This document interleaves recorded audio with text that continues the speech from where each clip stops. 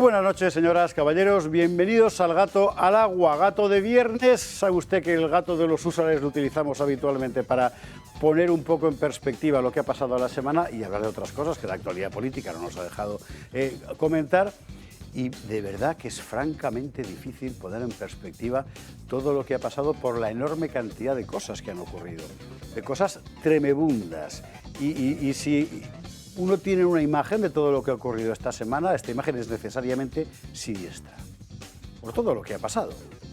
Tenemos por parte del gobierno alemán invocaciones a la amenaza del imperialismo ruso, seguidas, mire usted por dónde, de drones perdidos que sobrevuelan el cielo polaco, llamamientos por parte de la Unión Europea a formar coalición bélica contra Rusia, en Oriente Próximo un conflicto irresoluble que se extiende por otra parte, ya estaba extendido, pero en fin, con bombardeos en una nación como Qatar, una nación ajena al conflicto. No es ajena al conflicto, pero tampoco es ajena a los ricos europeos que viven de aquel dinero.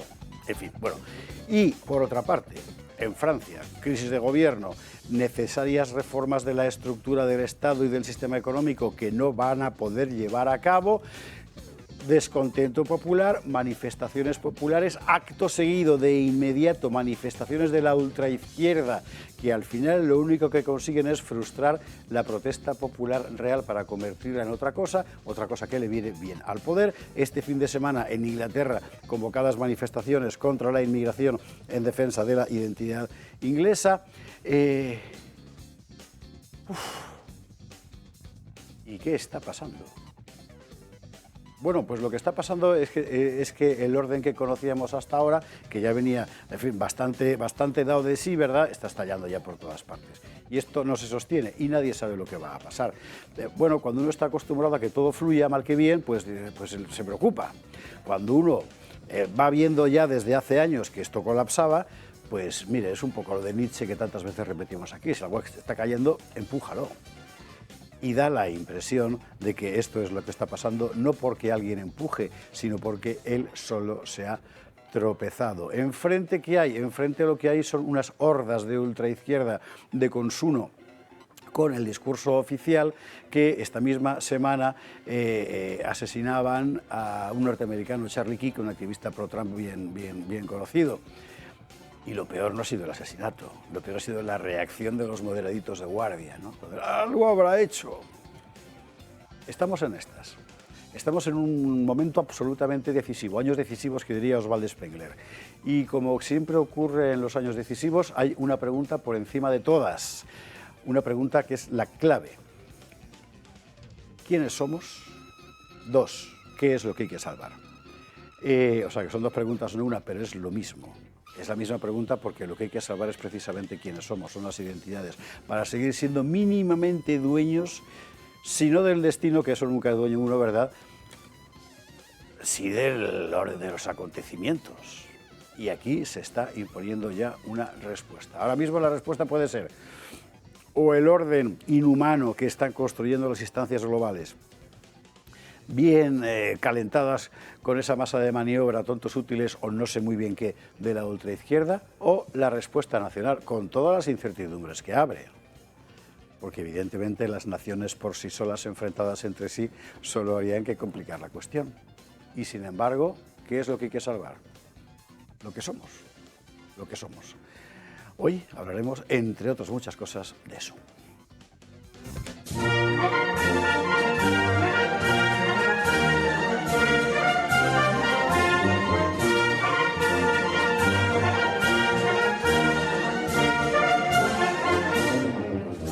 Gato de viernes, gato de húsares, hoy con mesa capital disminuida, no obstante brillan como ellos solos, como el sol, los contertulios que hay, de manera que no cree usted que se va a aburrir, incluso al contrario, igual se enfada más hoy que ningún otro, pero para eso estamos, ¿no? Claro. Venga, titulares. Bueno, crisis económica, crisis bélica, crisis política y Ursula von der Leyen anunciando una crisis sanitaria inminente. Europa en la encrucijada. y los europeos crucificados. Vamos a hablar un poco del contexto, de todo lo que está ocurriendo. Es francamente difícil aprehender todo en un mismo movimiento, pero vamos a intentarlo fundamentalmente para poner una guía en el camino, a ver si conseguimos salir del laberinto. Entre las salidas posibles, evidentemente la de los patriotas, claro. En Noruega, en Inglaterra, en Francia, un poco en todas partes. Este fin de semana ya en Madrid el acto de Vox, el Viva, de patriotas, en esta edición. ¿Y enfrente qué? Pues enfrente el globalismo enseñando los dientes. Y el líder del Partido Popular Europeo, Manfred Weber, explicando que las naciones soberanas han acabado ya. Que lo ha dicho, el patrón de Feijóo. Estamos en estas. Hablaremos de ello también. Hay que pasar por los Estados Unidos y por el asesinato de Charlie Kirk. Vamos a preguntarnos por qué la izquierda quería muerto a Charlie Kirk. No hay más que ver las reacciones posteriores. Y de paso hablaremos de algo que ya anoche en El Gato se comentó y nunca se comentará suficiente. La peligrosísima deriva violenta de la izquierda, no solo de la ultraizquierda, en todo Occidente, que nos está preparando un paisaje completamente irrespirable. Hablando de paisajes irrespirables, en política nacional vamos a hacer la típica pregunta que a la gente no le gusta hacerse, pero hay que hacérsela. ¿Qué hace el rey? Yo escribía sobre esto en Gaceta este martes, Irene González escribía sobre esto en Voz Populi ayer, hemos hablado de ello en el Gato a lo largo de la semana. Mire, es una pregunta fundamental, o sea, por definición la supervivencia de la nación española, constitucionalmente hablando, está puesta encima de esos hombros. No diré que frágiles. Bueno, pues hay que pedirle algo, ¿no? Digo yo. Que haga algún gesto que parezca que quiere decir que es consciente. O a lo mejor no lo sé. Lo discutiremos. Y, por supuesto, hablaremos del desembarco de Alhucemas, una de las grandes gestas militares españolas de las que se cumple este año un siglo. Resolvió la guerra del Rif y el gobierno no quiere que se hable de ello.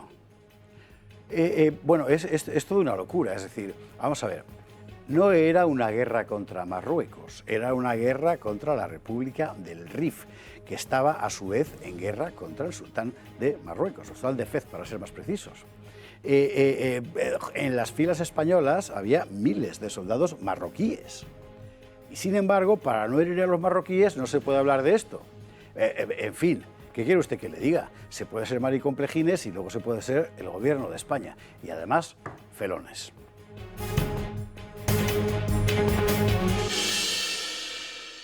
Y hablaremos también de lo de Cervantes, de lo de Cervantes y de Cervantes maricón, que es lo que...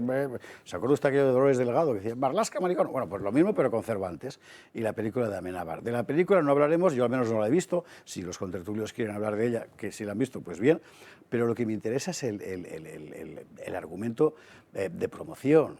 Ya sabíamos, gracias al Institut de Nova Historia, que Cervantes era catalán y que se llamaba Servent. Ahora sabemos, gracias a Amenábar, que además era homosexual. En breve sabremos, gracias a Ángel Víctor Torres, que seguro que era negro. Entonces ya Netflix le hará una película. Hombre, por Dios, cuánta basura, por favor. Bueno, vamos a hablar de eso también. Don Pedro Fernández Barbadillo, ¿cómo estás? Muy bien. O sea, dentro de poco, según Almodóvar, habrá que cambiar esa expresión soez, que ya no va con los tiempos, y habrá que decir Cervantes el último, ¿no? Maricón el último. Joder, Pedro no, o sea, el fracaso del chiste, tendré que explicarlo. Yo creo que sí, efectivamente. Que no. Ya es. Bueno, déjame al menos contar una anécdota que creo yo que es graciosa, a ver si tiene más éxito. Vete por lo peor. Esta semana, ya que has presentado un panorama un poco siniestro, no, ¿qué? Bueno, siniestro y real, lo que está pasando. Más, bueno, pues que esta semana, una mañana, pues iba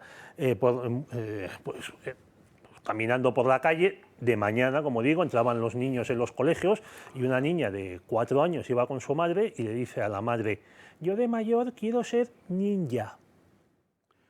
Y entonces me quedé diciendo, hay que ver qué tebeos les dan hoy los padres a los niños. Pero después de lo que has contado en tu presentación, tal vez sea lo mejor, hacerse ninja. No era un chiste, ¿no? No, no era un chiste, es algo que me pasó. No, que decir ninja, niña, a lo mejor pensaba que estaba siendo ninja. Bueno. Ninja, porque luego la madre empezó a hablar de las clases de karate y de jiu-jitsu. Y digo yo, uy, cómo están las niñas guerreras, ¿eh? Ya no quieren ser princesas. Me parece que ser ninja está francamente bien. ¿Y qué quiere usted que le ¿Por qué diga? no legionario? ¿Perdona? ¿Por qué no legionario? O legionaria. O paracaidista. Fenomenal, pero, O regular. Cualquier cosa menos ministro. Pedro, bienvenido, buenas noches, don Fernando Paz, ¿cómo estás? ¿Qué tal? Me ha puesto difícil, Pedro, con sus anécdotas de madrileñas de calle. Pedro, yo simplemente no diré nada. Sí, prefiero guardar silencio. No, contento de estar aquí, pese a todo lo que está cayendo, porque da gusto venir a un sitio donde a von der Leyen se le llama von der Leyen y a Beba se le llama Beba. Yo no sé, de verdad, si saliéramos diciendo Shakespeare o de Gaulle, no sé, la gente igual diría, este tío qué palurdo es. ¿Por qué en todas partes dicen von der Leyen? Es von der Leyen. Leyen, de hecho. Sí, porque es ahí al final ahí funciona como von der Leyen. Sí. Ya, pero o sea, claro. De verdad. A mí lo que me fastidia mucho es la tendencia a pronunciar las cosas en inglés, incluso, Bueno, eso ya por sí. ejemplo, los nombres franceses, ¿no? Sí. El Y primer los ministro, polacos. Bayrou. Sí. Y los alemanes, Múnich, el Bayern de Múnich. Exacto. O es Múnich, o es München, o lo que usted Ya, quiera, pero en no inglés existe. no, o en alemán o en español. Nunca ha pero existido, efectivamente. es increíble. Bueno, y ya luego, lo- por otro lado, pues consternado por lo que sucedió el miércoles en Estados Unidos, por lo que sucedió, por lo que significa y representa y por las reacciones, sobre ¿Verdad? todo. Sí, tremendo, pero bueno, muy significativo también, de lo que estamos viviendo y de lo que nos aguarda. Bueno, nosotros enseguida iremos con estas cosas y con otras más. Antes, agradecimiento infinito de corazón a todos los amigos de Binefar, provincia de Huesca, que además de ser gatoadictos son particularmente usaroadictos. Así que vamos por partes. Guerreros de caballería, ¡hala! Al batallón de la Madrina Paz. Aquí ya entra uno nuevo, que es este de aquí. Gracias mil. 2. Dibujos variados, retratos variados. Uno de un servidor, que solo mostraré así muy rápidamente, ¿vale?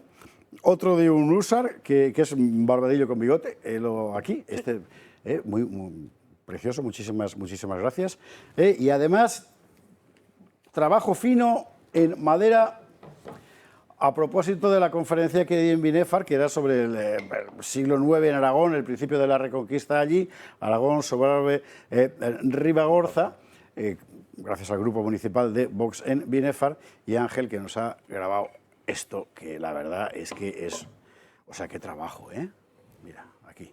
Muchísimas gracias, porque además, aparte de que sea bonito y que lo vamos a colgar, usted ahí, a Aragón, Sobrarbe y Ribagorza. Bueno, es que es el cariño, ¿no? Es el cariño, o sea, realmente llega al alma. ¿Qué quiere usted que le diga? Muchísimas gracias, de verdad. Y esto nada, pues aquí entra en el vamos a hacer como en los cuentos de Asterix salía que Julio César tenía una ala entera de su palacio en Roma dedicado a guardar los recuerdos de las campañas, ¿no? Bueno, pues vamos a tener que hacer lo mismo aquí en Húsares y mil gracias a todos. Y además Miguel Reseco, que nos manda un húsar, dice que no sabe si es del Iberia o del María Luisa, pero él aquí también. Así que otro que se incorpora al ya más que escuadra, pelotón, más que pelotón, sección, más que sección, compañía, más que compañía, batallón de la Madrina que sigue creciendo. Mil gracias, Miguel, de verdad, por este regalo también. Nosotros, vámonos, antes de irnos a la publi, tenemos a Comunidad Solar por ahí. ¿Sabe usted? Estamos con el asunto del autoconsumo remoto y con esa forma de conseguir que uno, un ciudadano común de a pie, pueda sacar partido del asunto de las renovables sin necesidad de tener en su casa placas. De hecho, la mayor parte de la gente no puede porque vives en pisos, ¿verdad? En bloques de pisos. Y además con una empresa que es particularmente cuidadosa a la hora de poner sus parques donde hay que ponerlos. Así que, Ignacio Martín, muy buenas noches, ¿qué tal? Hola, muy buenas noches. ¿Cómo vas? Pues muy bien, con ganas de explicar nuestro propósito, nuestra misión a todos los oyentes de Toro TV.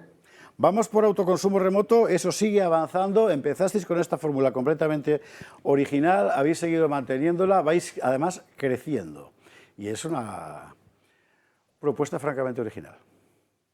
Sí, en efecto, es una propuesta que vamos, cada vez es más aceptada por todos los usuarios. De hecho, la primera barrera era un poco el escepticismo, ¿no? Es decir, esto es muy bonito y parece que no sea real, ¿no? Y en efecto es real y lo están comprobando todos los clientes y todas las personas que están accediendo a la energía solar sin necesidad de instalarse ninguna placa y sin necesidad de ser propietario de una casa, sin obras en sus domicilios y con una gestión muy sencilla, ¿no? Al final se trata de adquirir una participación en uno de los parques solares junto con muchas más personas y familias y empresas.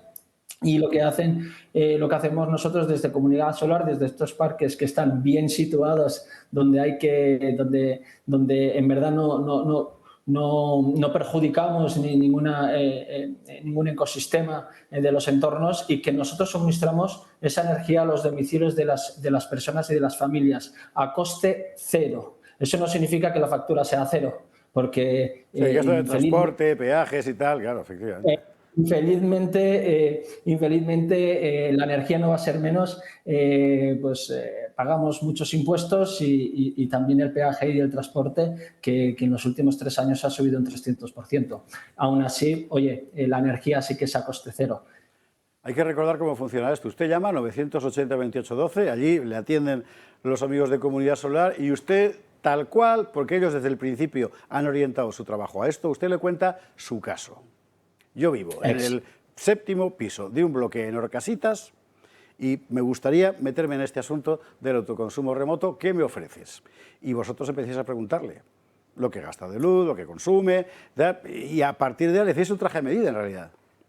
Exacto. Puede ser que nos pasen las últimas facturas, pueden darnos simplemente el número de CUPs que salen en las últimas facturas, podemos realizar preguntas, ellos nos contestan y este estudio es totalmente gratuito y es a medida como tú dices. A veces son 2 placas, 3 placas, 4 placas, como bien sabéis, depende de las familias, el tamaño de los pisos, pues dependerá la energía que necesite cada familia, ¿no? Y a partir de ahí nosotros calculamos el ahorro estimado, que puede ser hasta un 60%.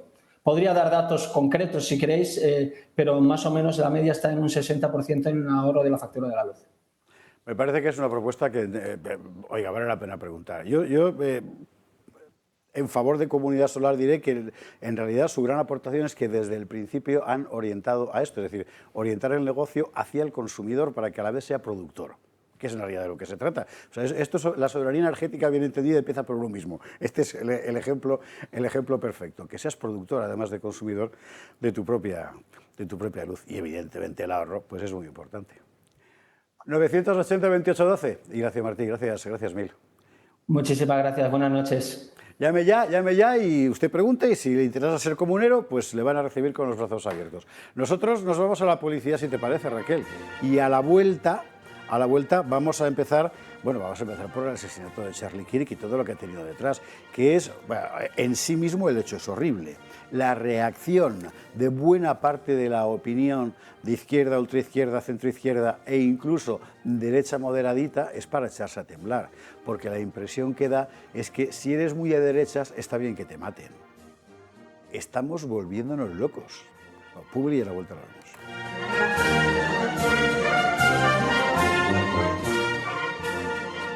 Estamos de vuelta, Gato de Viernes, Gato de Usares. A nuestras espaldas, sabe usted, los usares de nuestro padrino Augusto Ferrer Dalmau. Fuerte abrazo desde aquí. Sobre la mesa, el ya batallón de la Madrina Paz. Beso enorme al que se incorporan permanentemente nuevos reclutas. Los últimos procedentes de Binefar, nada menos.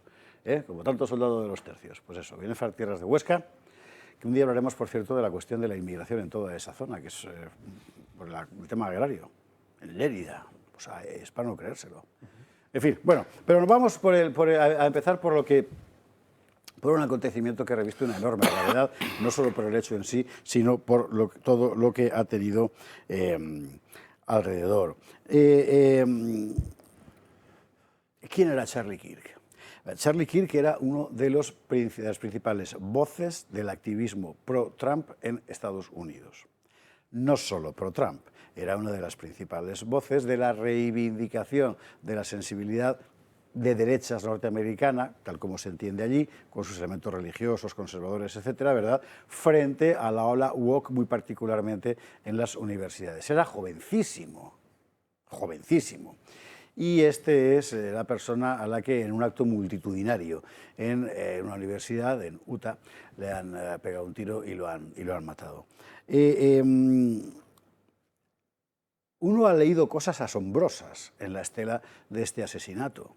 Prácticamente todos los medios mainstream lo que han hecho ha sido recuperar frases frecuentemente sacadas de contexto, a cual más incendiaria, como para hacer ver que, bueno, en realidad, pues él lo ha provocado. No. Vemos un par de ejemplos. Los debates, por ejemplo. ¿Para qué es esto? Suelo ir por universidades y tengo conversaciones desafiantes. ¿Pero por qué? Porque eso es lo que es realmente importante para nuestro país, que encontremos en lo que no estamos de acuerdo de forma respetuosa. Porque cuando la gente deja de hablar, es cuando la violencia ocurre. Nunca he visto a nadie hacer eso. Bueno, es una tendencia en crecimiento porque la gente como yo se enfrenta a la violencia.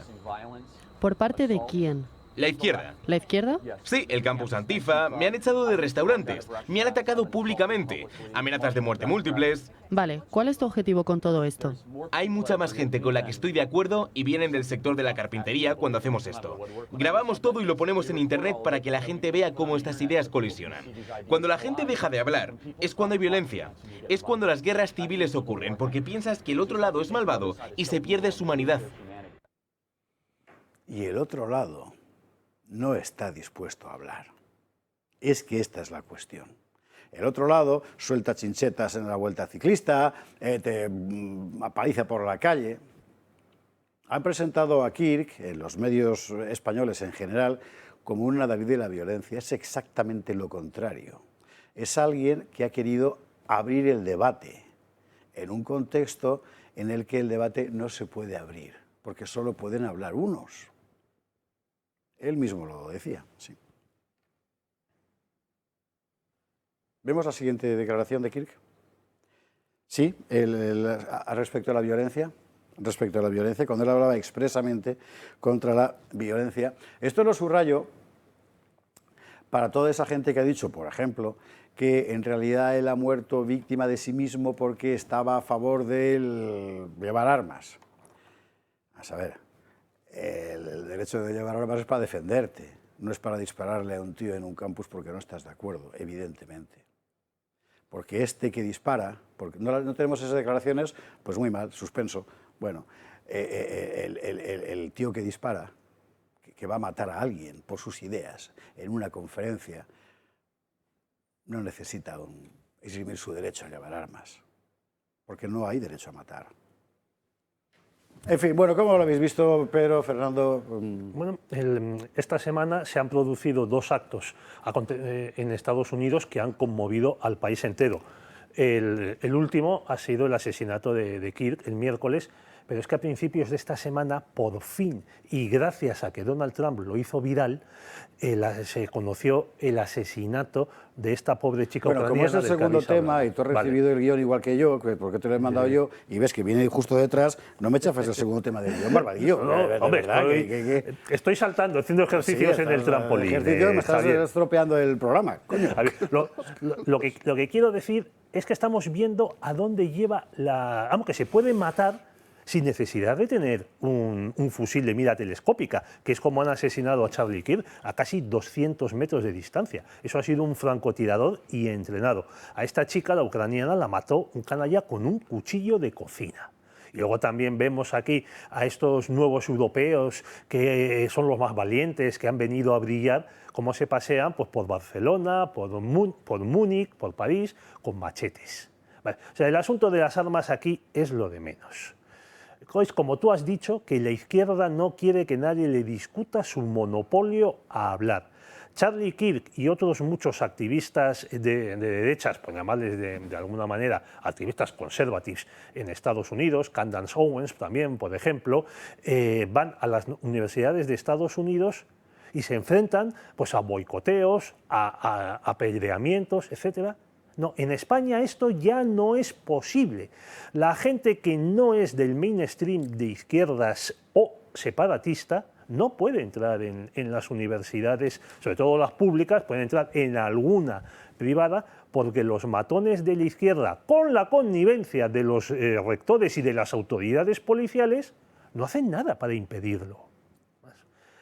Y claro, el gran delito, el gran crimen de Charlie Kirk es que él hablaba, se ofrecía a hablar, a discutir, a debatir con quien fuese en cualquiera de sus actos, y hablaban de todos los temas posibles, pues desde el aborto hasta la posesión de armas, desde la guerra de Ucrania hasta la de Gaza, y más. Y en algunos casos pues hacía unas intervenciones muy lucidas y digamos que arrollaba a sus contradictores, y en otros casos pues oye, estaba la cosa más ajustada. Pero es que llevaba desde 2012 haciendo esto. Fue un hombre vital, él y su organización fueron vitales en las victorias de Donald Trump. Quien le ha puesto en la diana sabía perfectamente lo que hacía. Fernando. Bueno, yo creo que le han matado precisamente porque hablaba, Sí. porque discutía, porque Claro. debatía y porque conversaba. Le han matado por eso. En la Guerra Civil Española, cuando se produjo el genocidio de católicos, se cebaban particularmente con aquellos sacerdotes de los que alguien se erigía en defensor diciendo: no, hombre, no, a ese no le matéis, que ese es daba el que de ayuda comer a los sí. pobres y el que ayuda y tal y cual. Con ese es con el que se cebaban particularmente. Y eso es exactamente lo mismo, mutatis mutandi, pero es lo mismo que ha pasado con Charlie Kirk. Es, en definitiva, pues una persona que iba a debatir y a conversar cuando justamente lo que no quieren es eso. Es que ante lo que estamos es ante la imposición de una religión. No estamos en una cuestión... Esto es un tema extremadamente importante. Yo escribo sobre en Gaceta la semana que viene, así que aprovecho a Fernando Paz para hacerme promoción yo. Pero es que si no se entiende que la izquierda, en líneas generales, es una sustitución de la religión, realmente no se entiende nada. Sigue. Claro, no, es que es literalmente así. Al final es donde hay que ir a desembocar, porque tenemos que entender esto. La izquierda es, en su misma formulación primera, en su naturaleza, es totalitaria. Y el totalitarismo, básicamente, se presente como se presente por los avatares históricos, pero es básicamente, el totalitarismo es una religión política. Lo que define al totalitarismo es su condición de religión política. Exactamente eso. Y es ante lo que estamos. Precisamente lo que no quieren es que haya debate, y es lógico, porque tienen el monopolio De la cultural. verdad, claro. ¿Y si estás enfrente eres un hereje que tiene que ser aniquilado? Eso es. Exactamente eso es. De la misma manera que pues en el siglo XIII o en el siglo XIV, para ceñirnos más a la realidad, cuando surgen las primeras voces discrepantes en el seno de la Iglesia Católica, las primeras formulaciones pues tipo Duns Scott o Occam, etcétera, pues naturalmente que hay quienes quieren reducirlo al silencio. Por supuesto, ¿por qué? Pues porque cuestionan el dogma. Y eso que estaría justificado en la afirmación de que se trata de una religión que es verdadera, lo cual yo creo, dicho sea de paso, eso cuando lo trasladamos a la política, el problema con lo que nos encontramos hoy es con que se nos vende todo lo contrario. No, hay que dialogar, hay que conversar. No, no hay que dialogar ni hay que conversar. Y lo digo con toda claridad. Estamos ante unos fanáticos religiosos. Y cualquiera que conozca cómo ha funcionado esto a lo largo de la historia sabe de qué estoy hablando. Hay mucho escrito sobre eso, pero yo animo a la gente a que lea, por ejemplo, En pos del milenio, de Norman Cohen. Gran libro, sí señor. O Los demonios familiares de Europa. En Alianza Editorial. En Alianza Editorial, que explica el proceso psicológico y sociológico de cómo suceden estas cosas. Entonces, estamos acostumbrados a representarnos la política y la ideología en unos términos simétricos, ¿no? Aquí está la derecha, aquí está la izquierda, y más o menos son equivalentes con respecto al centro que los divide, y cada uno, bueno, pues representa posiciones diferentes. No, no es verdad, no es así. No hay una simetría en ese sentido. Y tenemos que saber quiénes son aquellos con los que nos enfrentamos. O sea, que alguien se pueda alegrar de que a un tipo que efectivamente se dedicaba a estas cosas, a conversar y se dedicaba a debatir, le peguen un tiro. Hemos visto todas las imágenes terribles de cómo manaba la sangre de su cuello en forma de un chorro terrible, ¿no? Y que haya gente que a la vista de eso, sea quien fuere, que a la vista de eso pueda alegrarse, porque claro, hemos visto sacar cadáveres y celebrarlo, ¿verdad? Y hacer incluso grandes pompas de Estado, no precisamente para celebrarlo, grandes representaciones y plantearlo como algo positivo. Oiga, que está usted violando una sepultura. Hemos visto alegrarse por el asesinato de personas. Hemos visto sistemáticamente a la izquierda llevar a cabo todo tipo de actos de violencia. Pero hay que decirlo también, todo esto es posible gracias a la coartada de los medios de comunicación. Aquí es donde yo quería entrar, porque esto es, sobre todo para los periodistas, que es verdad que en los últimos decenios, por vía de la hegemonía izquierdista en la universidad, se ha convertido más en militantes que en otra cosa. Subía Julio Ariza en su Telegram unas declaraciones de un norteamericano que decía aproximadamente lo siguiente: estoy harto y cansado de oír a la gente decir, como a Barack Obama o Hillary Clinton, condenamos esta violencia. ¿Saben? No se puede llamar al presidente de Estados Unidos durante 10 años Adolfo Hitler, ni puedes decir que es un dictador fascista, ni que quienes votaron por Trump o lo apoyaron son nazis, porque luego cuando alguien intenta matarles, decir, condenamos esta violencia. Claro, es que el efecto de la demonización es que has señalado al otro como exterminable. Es que toda esa gente que está ahora en la cosa de la amenaza nazi que viene, imagínese usted, Vox quiere quitar los derechos a las mujeres y que no se puede. Esa gente que sabe que es mentira lo que está diciendo, está hablando para que masas cerriles exterminen al otro. Y esos son los responsables. Vamos a ver, digamos que al ciudadano común, sin mayores conocimientos de nada, que reacciona de forma cerril ante un enemigo político, siempre le puedes aplicar el eximente de, es que es un bruto, ignorante. Pero al tipo que lo hace desde una redacción de periódico, no. O al Ignasi Guardans Cambó de turno, que a posteriori está con la cosa de, algo habrá hecho, ¿verdad? Menos todavía. Esos son los peores. Porque esos son los que han creado una atmósfera que al final siempre se los lleva a ellos también, ¿eh? En fin, bueno, yo recuerdo cuando el atentado contra Bolsonaro en 2018, poco antes de las elecciones, que ganó, que un canalla de izquierdas, como no, le clavó un cuchillo en el estómago. La información que dio el corresponsal del País, me acuerdo perfectamente, fue que Bolsonaro decía que iba a sacar de rédito de ese atentado, de rédito electoral. Es decir, lo que le fastidiaba a ese corresponsal no era que un individuo cualquiera hubiese atacado a un político que se presentaba a las elecciones y que podía ser apoyado por más o menos la mitad de los brasileños, ¿no? Lo que le molestaba era que Bolsonaro fuese a beneficiarse de ese atentado. Le faltó decir, seguro que está fingiendo, seguro que está haciendo teatro. Bueno, ese es el ambiente de los medios de comunicación. Yo también me acuerdo de una individua, lamento no decir su nombre, una actriz norteamericana sin ninguna importancia, que en 2017, cuando Trump ya era presidente de Estados Unidos, apareció en una foto, creo que en Instagram, sosteniendo en la mano una cabeza de utilería de Trump totalmente ensangrentada. Luego sí que sí pidió disculpas y tal, no sé qué. Pero eso la izquierda lo puede hacer.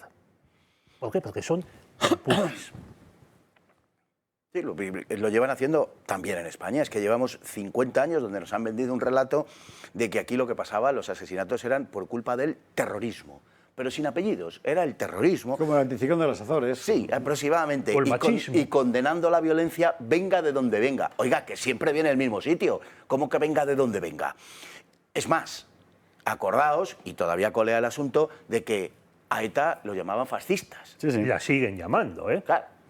Y se ha ocultado la adscripción ideológica de los que asesinaban, porque no asesinaban, nos cuenten lo que quieran, porque tenían un mal día, asesinaban para cumplir un programa político ideológico, y lo asesinaban con una motivación política ideológica, asentada en unos discursos que muchos de ellos sostenían. Y aquí se ha pasado, se dice ahora, se ha pasado página del GRAP o de FRAP, esto como que no ha existido, y ETA, por supuesto, era fascista. Y no solamente los medios de comunicación, sino que esto luego ha tenido pues, su correlato en los medios políticos. ¿A cuántos políticos no hemos visto decir que ETA es fascista, por ejemplo? Aparte de decir que se iban a pudrir en las cárceles, ya lo estamos viendo, ¿no?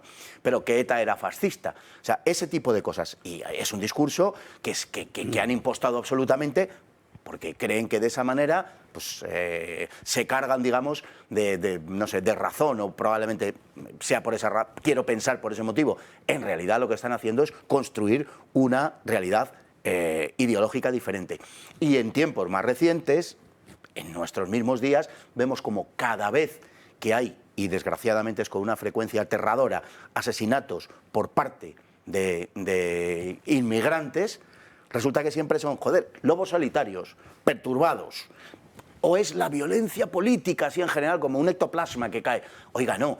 O que cuando es un musulmán el que perpetra una fechoría de este tipo, que como digo, sucede con una frecuencia espantosa, pues empezamos a hacer reflexiones sobre las religiones, en general, las religiones.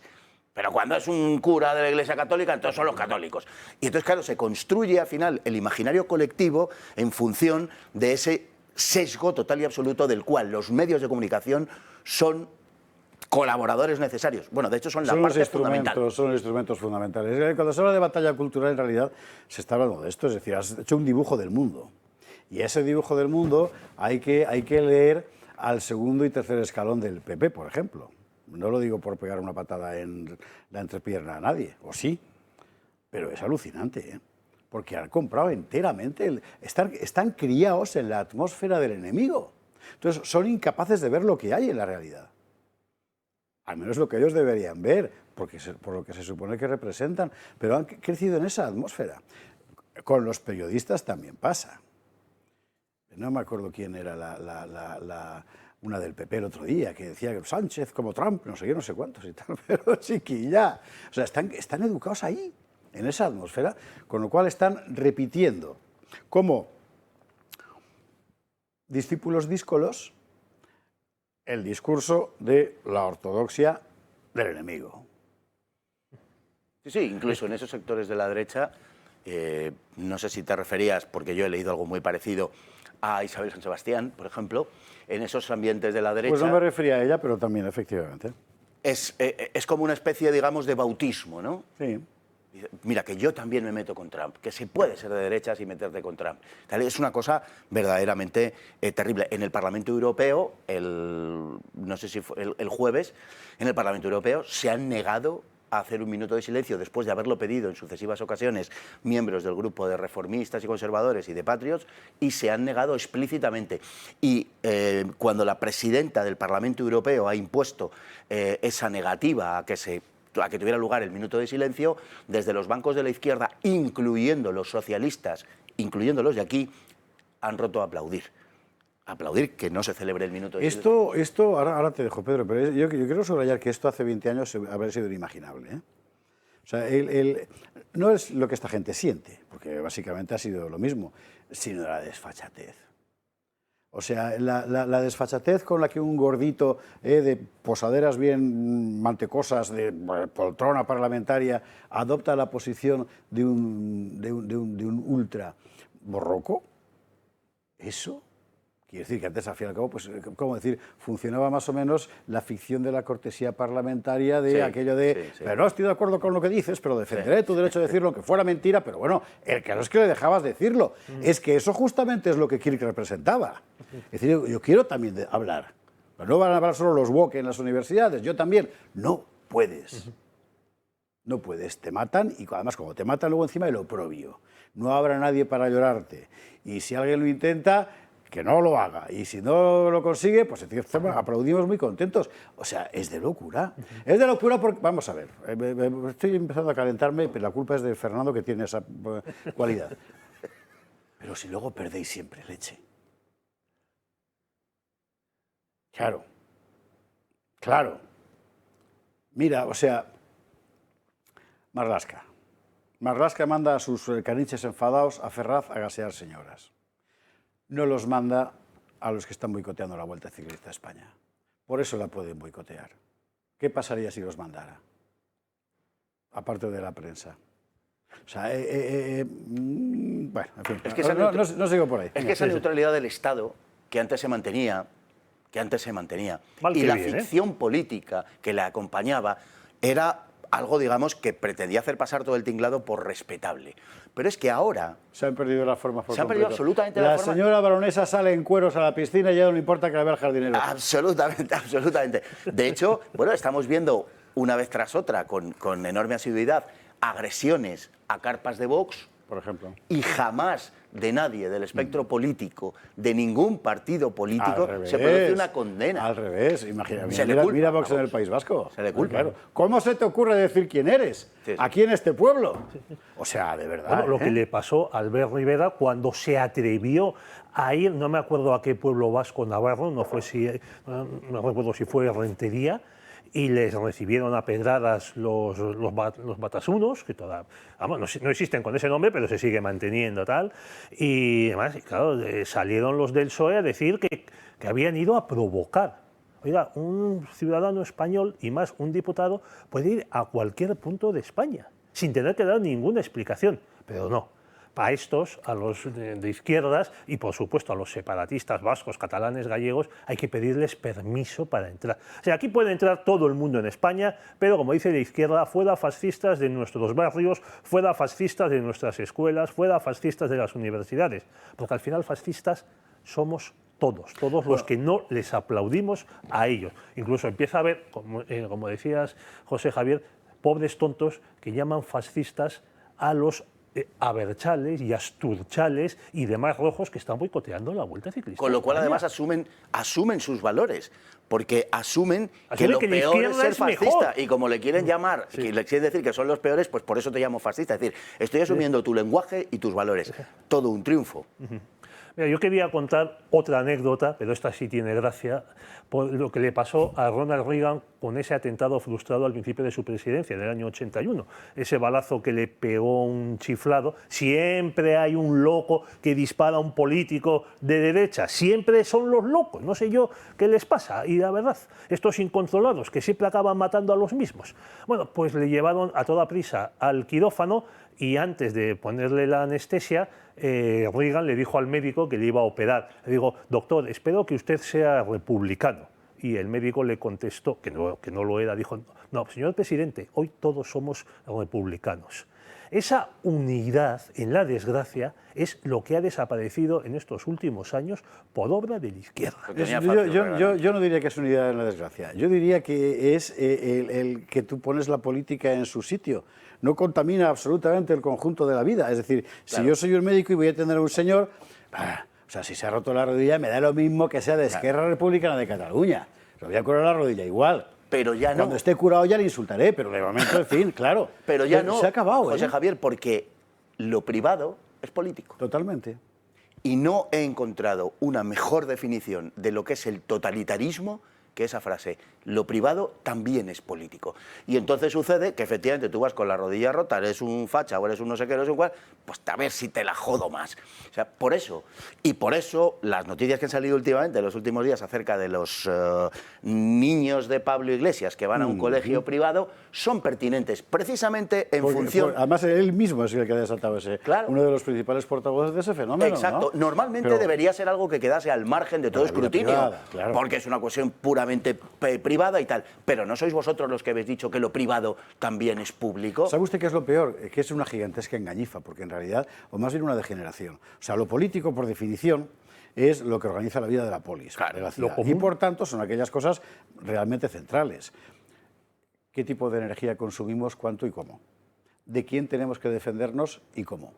¿Cómo nos queremos organizar, por ejemplo, en la representación popular y cómo? Ese tipo de cosas. Lo político es eso. Lo político no es odia a tu vecino porque tú crees que es un fascista. Eso es una locura. Eso es totalitarismo, efectivamente. Pero es antipolítico por completo. Al final estás haciendo que todas esas masas descarriadas se desvíen en causas que, por otra parte, no van a ningún lado, porque no van a afectar, influir lo más mínimo en ningún conflicto real, ¿verdad? Les comes la cabeza, literalmente los alienas porque los colocas en un sitio que no es real y has hecho la vida imposible para todo el mundo, porque no se puede vivir así. Pero lo político tiene su sitio. Ha desaparecido por completo, ha invadido... Es que no es político, es religioso. Sí, volvemos a lo mismo, Es que ya no es odia a tu vecino porque es fascista. Digamos a decir que ese es el argumento más vasto. Ya estamos en la fase de odia a tu vecino porque genera CO2. Odia a tu vecino Bueno, porque pues tiene es lo mismo, es lo mismo. Y un piso que alquila. y es también Odia a tu religioso, vecino porque es es un rentista. boomer o porque porque no se pone el flequillo así. Y en este sentido, la izquierda lo que hace es apelar a la mentira. Ya que estamos recordando canalladas últimas de tuiteros nuestros, yo quiero recordar, a cuenta de los hijos de Pablo Iglesias, lo que hizo un tal Jorge Dionís, que dijo, qué vergüenza, sacar a los hijos de Pablo Iglesias en el colegio, esto no lo hacía ni el Egin. Y ya le contestaron algunos, bueno, sí, el Egin no sacaba a los hijos de los padres, de los guardias civiles, a los que sus jefes de ETA asesinaban. En eso estamos, en olvidar todo lo anterior para seguir honrando a lo que nos dicen, creen los de izquierdas, nos dicen que es El Egin los maravilloso. dejaba huérfanos. Bueno, y el Egin jaleaba el asesinato también de niños en las casas cuarteles de la Guardia Civil o cuando iban con su padre de policía o militar en el coche. Decían, bueno, es que la culpa es del padre que los mete en el coche. Pero no eran de derechas. ¿Y todas esas bandas terroristas de dónde eran? Mira, la izquierda... El 90% de los asesinatos terroristas en Europa desde los años 60, que es cuando empieza el terrorismo, hasta entrado el siglo XX, y yo creo que me quedo corto, tú me lo dirás, Fernando, el 90% eran asesinatos hechos por izquierdas. Todas, prácticamente todos, o sea, prácticamente todos. Pero es que, vamos a ver, quien introduce la violencia en la política, precisamente por esa condición religiosa, es la izquierda. Es decir, en la época contemporánea quien introduce la violencia es la izquierda. A partir de la creación del movimiento obrero, las bandas son de izquierda, los asesinatos son de izquierda. En España, en un siglo justo, prácticamente, en un siglo, en 75 años, han asesinado a 4 presidentes de gobierno. Es que tenemos el récord Guinness europeo de asesinatos de presidentes de gobierno. Cánovas, Canalejas, Dato y Carrero Blanco. Sí, y los 4 a manos de los mismos, de 1897 a 1973. 3/4 de siglo, 4 presidentes de gobierno. Pero es que además de eso han montado huelgas generales con decenas de muertos, nos han llevado a una guerra civil, han dado golpes de Estado, han desencadenado revoluciones, han cometido un genocidio. Bueno, esa es la izquierda. La izquierda ha militarizado la política y la izquierda es quien ha introducido la violencia en la política desde hace mucho más de un siglo. Esa es la realidad. Creíamos que iban a mutar en, no sé, en algo bueno, que se han convertido... No, al revés. Han recuperado... Mire, antes de que hubiera movimiento obrero, en España había una cosa que eran las bullangas. Sítese usted, la atmósfera de la posguerra de la independencia, nada menos, ¿verdad? De repente, pues un montón de gente por ahí suelta, clases populares exasperadas, con la cabeza calentada por las organizaciones paramasónicas tipo comuneros y demás, que eran una forma de masonería popular, para entendernos, muy borricos, que son los que empiezan con la cosa de que los curas están envenenando las fuentes. Y es la primera matanza de frailes en Madrid, en Barcelona, en 1835, si no 34, creo recordar. Bueno, o sea, desde entonces, ¿eh? Y la mecánica siempre es la misma. Es decir, una pararreligión que señala, en este caso, a la religión a la que hay que exterminar. Y la masa cerril obedeciendo. Yo pensaba que con el socialismo científico y todo eso habíamos alcanzado un grado. Se ve que al deshacerse ahora, pues hemos vuelto otra vez al espíritu cerril de aquellas bullangas y de toda esta patulea. En fin, bueno, hay que irse a la publicidad sí o sí, y tenemos que hablar efectivamente, como bien anticipaba Barbadillo, es verdad que un poco prematuro, pero en fin, del asunto de Irina Zarutska, del que usted no se habrá enterado para nada. Chica ucraniana, refugiada, evidentemente refugiada de verdad, de guerra, claro, en Estados Unidos, que se sube a un vagón y llega un negro, y lo digo porque es fundamental para entender el episodio, y la acuchilla. La acuchilla en un vagón lleno de ciudadanos también negros. Ni uno mueve un dedo para ver lo que le está pasando y finalmente se desangra. Ese tío era un asesino multireincidente. Estaba en la calle porque una juez, también negra, que no había estudiado Derecho, que no había hecho nada, era una funcionaria de partido, la habían colocado ahí para, ¿cómo decir?, que no hubiera injusticias raciales en su comunidad, y lo había soltado. No se enteró usted nada de todo esto, ¿verdad? Porque las vidas blancas no importan. Bueno, publi y lo vemos. Estamos de vuelta, Gato de Viernes, Gato de Húsares. Vamos con el asunto de Irina Zarutska. Yo sé que con esto nos van a llamar de todo. Por eso lo contamos. ¿Se acuerda usted del movimiento Black Lives Matter, ¿no? Las vidas negras importan. Después del asesinato fue, en fin, bueno, si realmente murió de lo que oficialmente se dijo, que sobre eso hay dudas, pero en todo caso, abuso policial sobre un ciudadano negro que muere y se montó una formidable. La gente empezó a tirar estatuas, a quemar grandes almacenes, a robar tiendas de Apple, en fin. Bueno,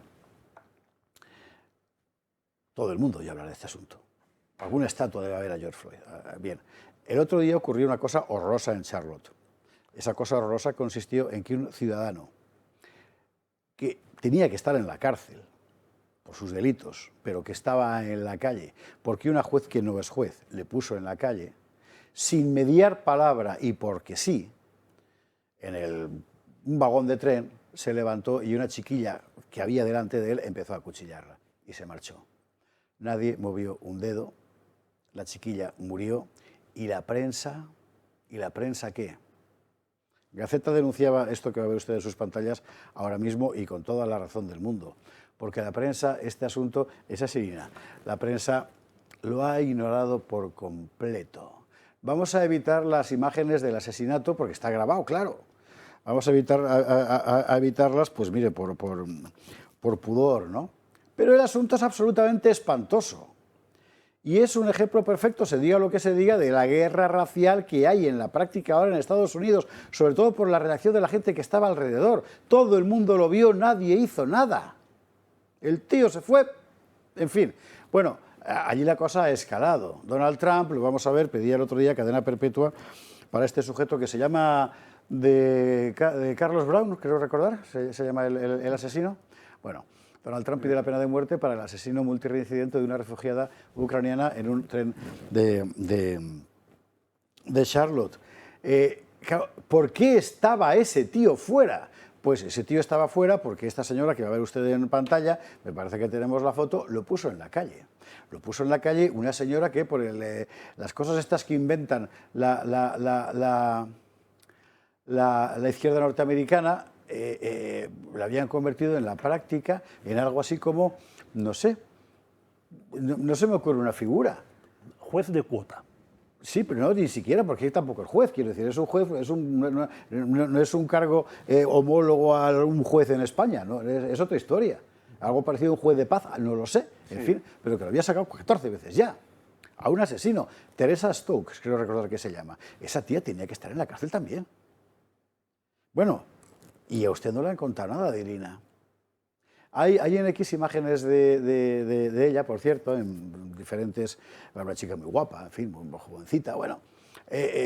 No tenemos las imágenes, si no me equivoco. ¿Tenemos alguna imagen, Alex? Las imágenes del metro están pixeladas. Bueno, pues si están pixeladas, entonces, Alex, vamos a ponerlas, por favor. Venga. Eso es lo que ocurrió. Ella está ahí mirando su móvil como cualquier otra chica o chico. Y el tío se levanta y empieza a... Hemos pixelado la imagen solo relativamente. Ella se queda enteramente aturdida. A su alrededor nadie mueve un dedo. Pero nadie mueve un dedo ni siquiera de socorro a Irina. Mira, pobrecita, Dios mío. Que finalmente pierde el conocimiento y murió allí. Bueno, lo siento, pero yo creo que estas cosas es mejor verlas, sinceramente. Sí. Igual que todos vimos 1000 veces el asunto de Floyd. Es que hay que verlo, porque no se puede vivir así. En fin, Fernando. La verdad es que es estremecedor y ella no se da ni cuenta de que probablemente... Ella no se da ni cuenta de lo que ha ocurrido. De lo que le está pasando, de repente, pues me imagino que siente un dolor y va perdiendo la conciencia por la pérdida de sangre masiva en un lapso de tiempo muy corto, cae, no es atendida absolutamente por nadie. No sé si en razón de una inhumanidad generalizada en la sociedad norteamericana, no sé si por el tipo de personas que estaban en el tren, pero el caso es que muere allí, muere desangrada de una manera brutal. No iba a decir como un animal, pero es que hoy ni siquiera a los animales se les ejecuta así, se les mata así. Y a esta pobre chica asesinada, pues, en fin, yo creo que merecería, de verdad, además de, bueno, del reconocimiento, por supuesto, como víctima, lo que merecería es que se hiciera justicia y que a este tipejo se le aplicase la pena de muerte, de la que yo soy partidario para este tipo de casos, sin reservas, y que a la jueza en cuestión se le aplicara una cadena perpetua. la señora que se hace pasar por jueza, se le aplicase una cadena perpetua, porque ella es responsable de lo que ha pasado. Ha puesto en libertad 14 veces a este tío por razones puramente ideológicas, no por ningún otro tipo de cosa, no por ningún otro tipo de razón. Yo creo que va siendo hora ya de que se haga justicia y de que pidamos justicia. No nos corresponde a nosotros hacerlo desde España, porque esto es en Estados Unidos, pero, en fin, estos personajes que aparecen como la señora juez en cuestión podrían servir de inspiración, de peligrosa inspiración a la izquierda en España, para pedir la existencia de figuras semejantes que actúen en paralelo a la justicia o acoplados a la justicia, para interferir en ella, porque lo que estamos viendo en España en las últimas fechas pues son declaraciones inequívocas por parte del gobierno y de sus socios de que más o menos por esta vía es por donde quieren ir. ¿Qué es eso de que los jueces determinen lo que tiene que suceder en materia jurídica? No, no, deben estar convenientemente acompañados y limitados para que no hagan lo que les dé la gana. Y esta es la culminación de ese tipo de pensamiento, que es acabar con el Estado de Derecho. Bueno, ya hay un observatorio de violencia de género en el Consejo General del Poder Judicial para adoctrinar debidamente a los jueces que se encargan de esa que empieza a ser una jurisdicción separada y demás. Hombre, yo creo que una de las revoluciones pendientes en España sería hacer legalmente responsables no solo a los políticos, también a los funcionarios responsables con su patrimonio de las decisiones que toman. Por ejemplo, los de la AM, los de la Conferencia Hidrográfica del Júcar, por no estar en como comentabas el otro día, José Javier, haberse ido a comer de 3 a 5 mientras caía una tromba. Haber sido a comer, no, haber sido a su casa. Haber sido a su casa. A casa, sí. Para eso ya hablaremos con calma, y dije la semana que viene, porque creo que las novedades del proceso judicial de Catarroja las tenemos la semana que viene, así que entraremos a fondo, pero lo que está pasando ahí es una vergüenza. Pero a ver, aquí los funcionarios que firman, ay, es que yo tengo una carrera, yo es que me debo a no sé qué, tengo familia, yo es que cumplo órdenes. Oiga, si usted firma un proyecto que usted sabe que ese proyecto no está dotado presupuestariamente, o que es una chapuza, o que pone en libertad, a libertad provisional, a delincuentes contra los que hasta el equipo psicosocial de la cárcel ha dicho que es un delincuente peligrosísimo, un violador en serie que puede repetir, usted tiene que responder, al menos civilmente, con su patrimonio de lo que está pasando, del daño que ha hecho. Por eso yo me alegro muchísimo de que Nacho Cano haya anunciado que se querella contra la juez que le enchiqueló. Ya.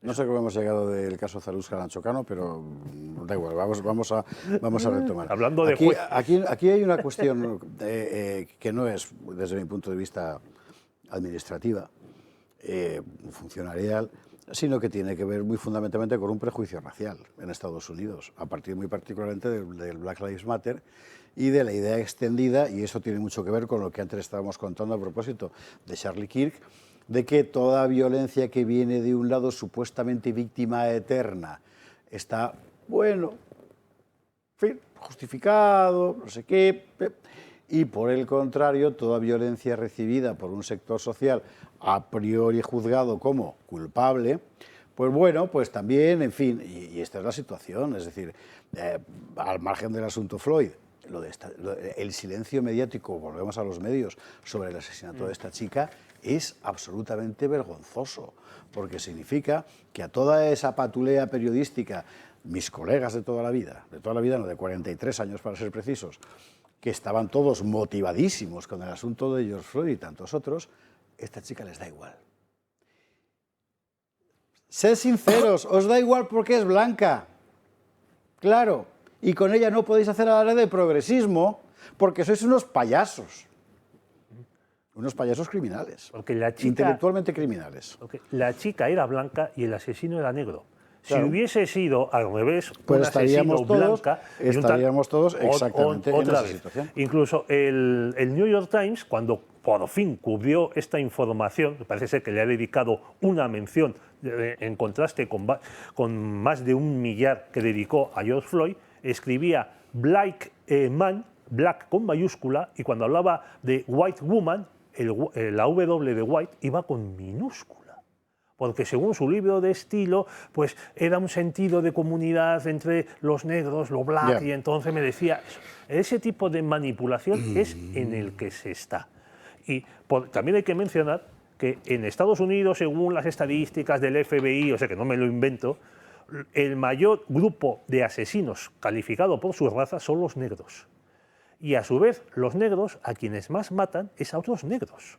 Esa es otra historia, efectivamente. Hay un problema objetivo. O sea, pero bueno. si Esto es otro- el establishment norteamericano no quiere actuar sobre la violencia de los negros porque es una violencia estructural que proviene de las raíces de nuestro país y todos somos culpables, los mayores responsables, las mayores víctimas son otros y otras negros y negras. No, pero el discurso de lo estructural es un discurso que tiende a liberar a la persona de su responsabilidad. No, yo como vivo en una sociedad que es estructuralmente heteropatriarcal, racista, no sé qué, no sé cuántos, estoy exonerado de mi responsabilidad personal. No, Black Lives Matter lo que está diciendo, no ahora, lleva tiempo, pero lo ha recordado con motivo de esto, es que los negros no pueden ser enjuiciados igual, porque forman parte. En ese reparto del mundo, en ese reparto del universo, forman parte de las víctimas. Son las víctimas por definición. No es lo mismo cuando una víctima ataca a su verdugo que cuando un verdugo ataca a la víctima. No es lo mismo. Y como parten de un reparto de papeles previamente establecido, en el cual, o al respecto del cual, los medios de comunicación son decisivos, precisamente porque amplifican unas cosas y silencian otras, pues entonces esto es precisamente lo que lo legitima.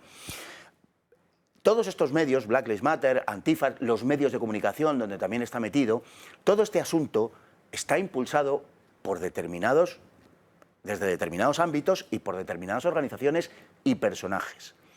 No cito por casualidad el hecho de que Donald Trump está hablando de la posibilidad de enjuiciar y de llevar ante un tribunal a George Soros.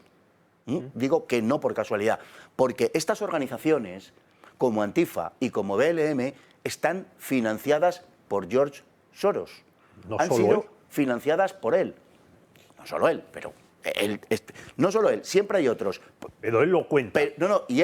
Pero la variable independiente, el que siempre está es él. Luego además hay otros, variopintos y variados, pero el que siempre está es George Soros y sus ONGs, en esto y en muchas más cosas, y en el patrocinio y financiación de grupos LGBTI, Club Plus, no sé qué, y en la inmigración y tal. Perdona, y en la elección de determinados jueces y fiscales. Pero esto, en lo que estamos ahora, en el tema de Estados Unidos, es gravísimo y, por supuesto, Donald Trump lo sabe. Y sabe que ha estado también detrás de muchas de las cosas que le han sucedido a Donald Trump en campaña electoral.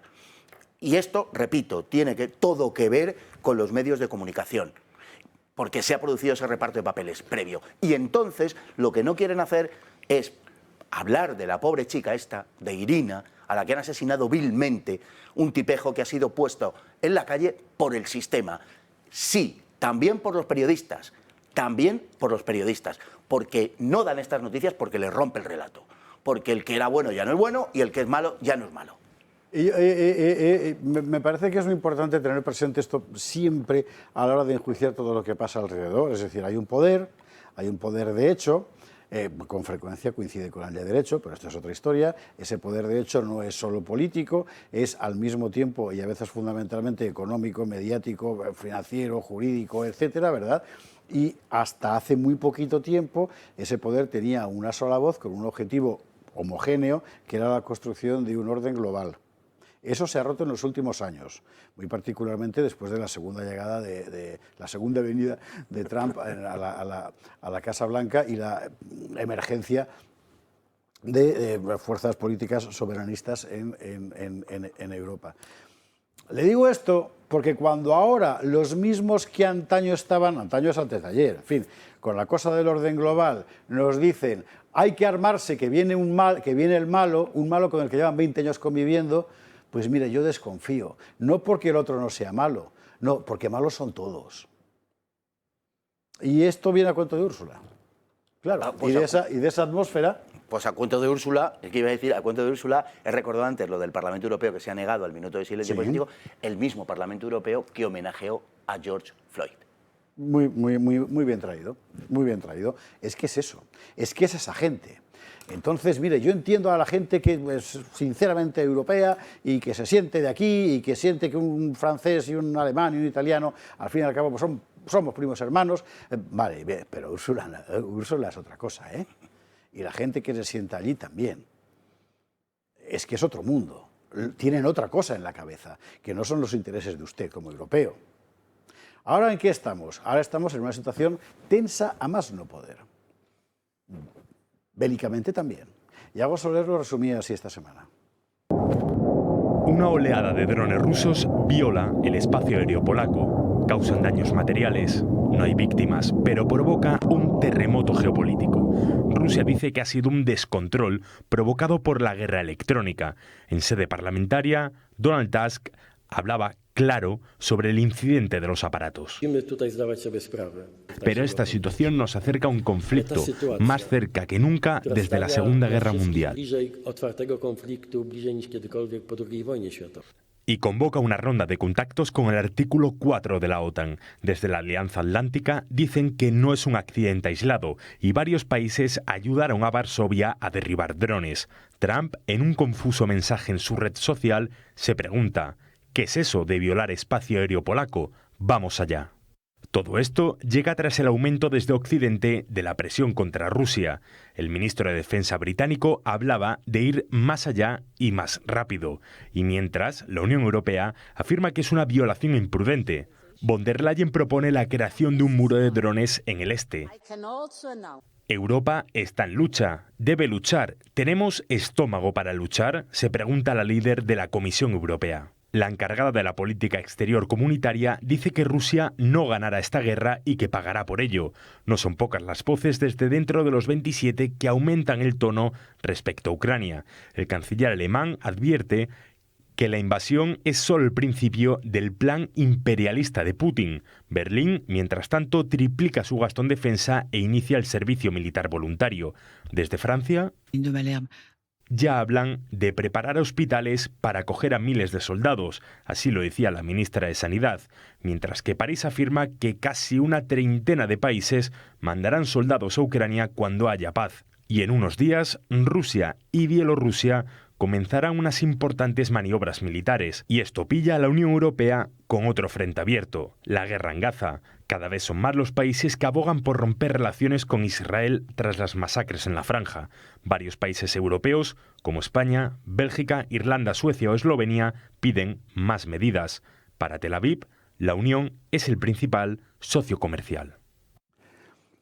Y si faltaba algo en todo este panorama, llega Ursula von der Leyen, la amiga de Fernando Paz, y anuncia una inminente crisis sanitaria global.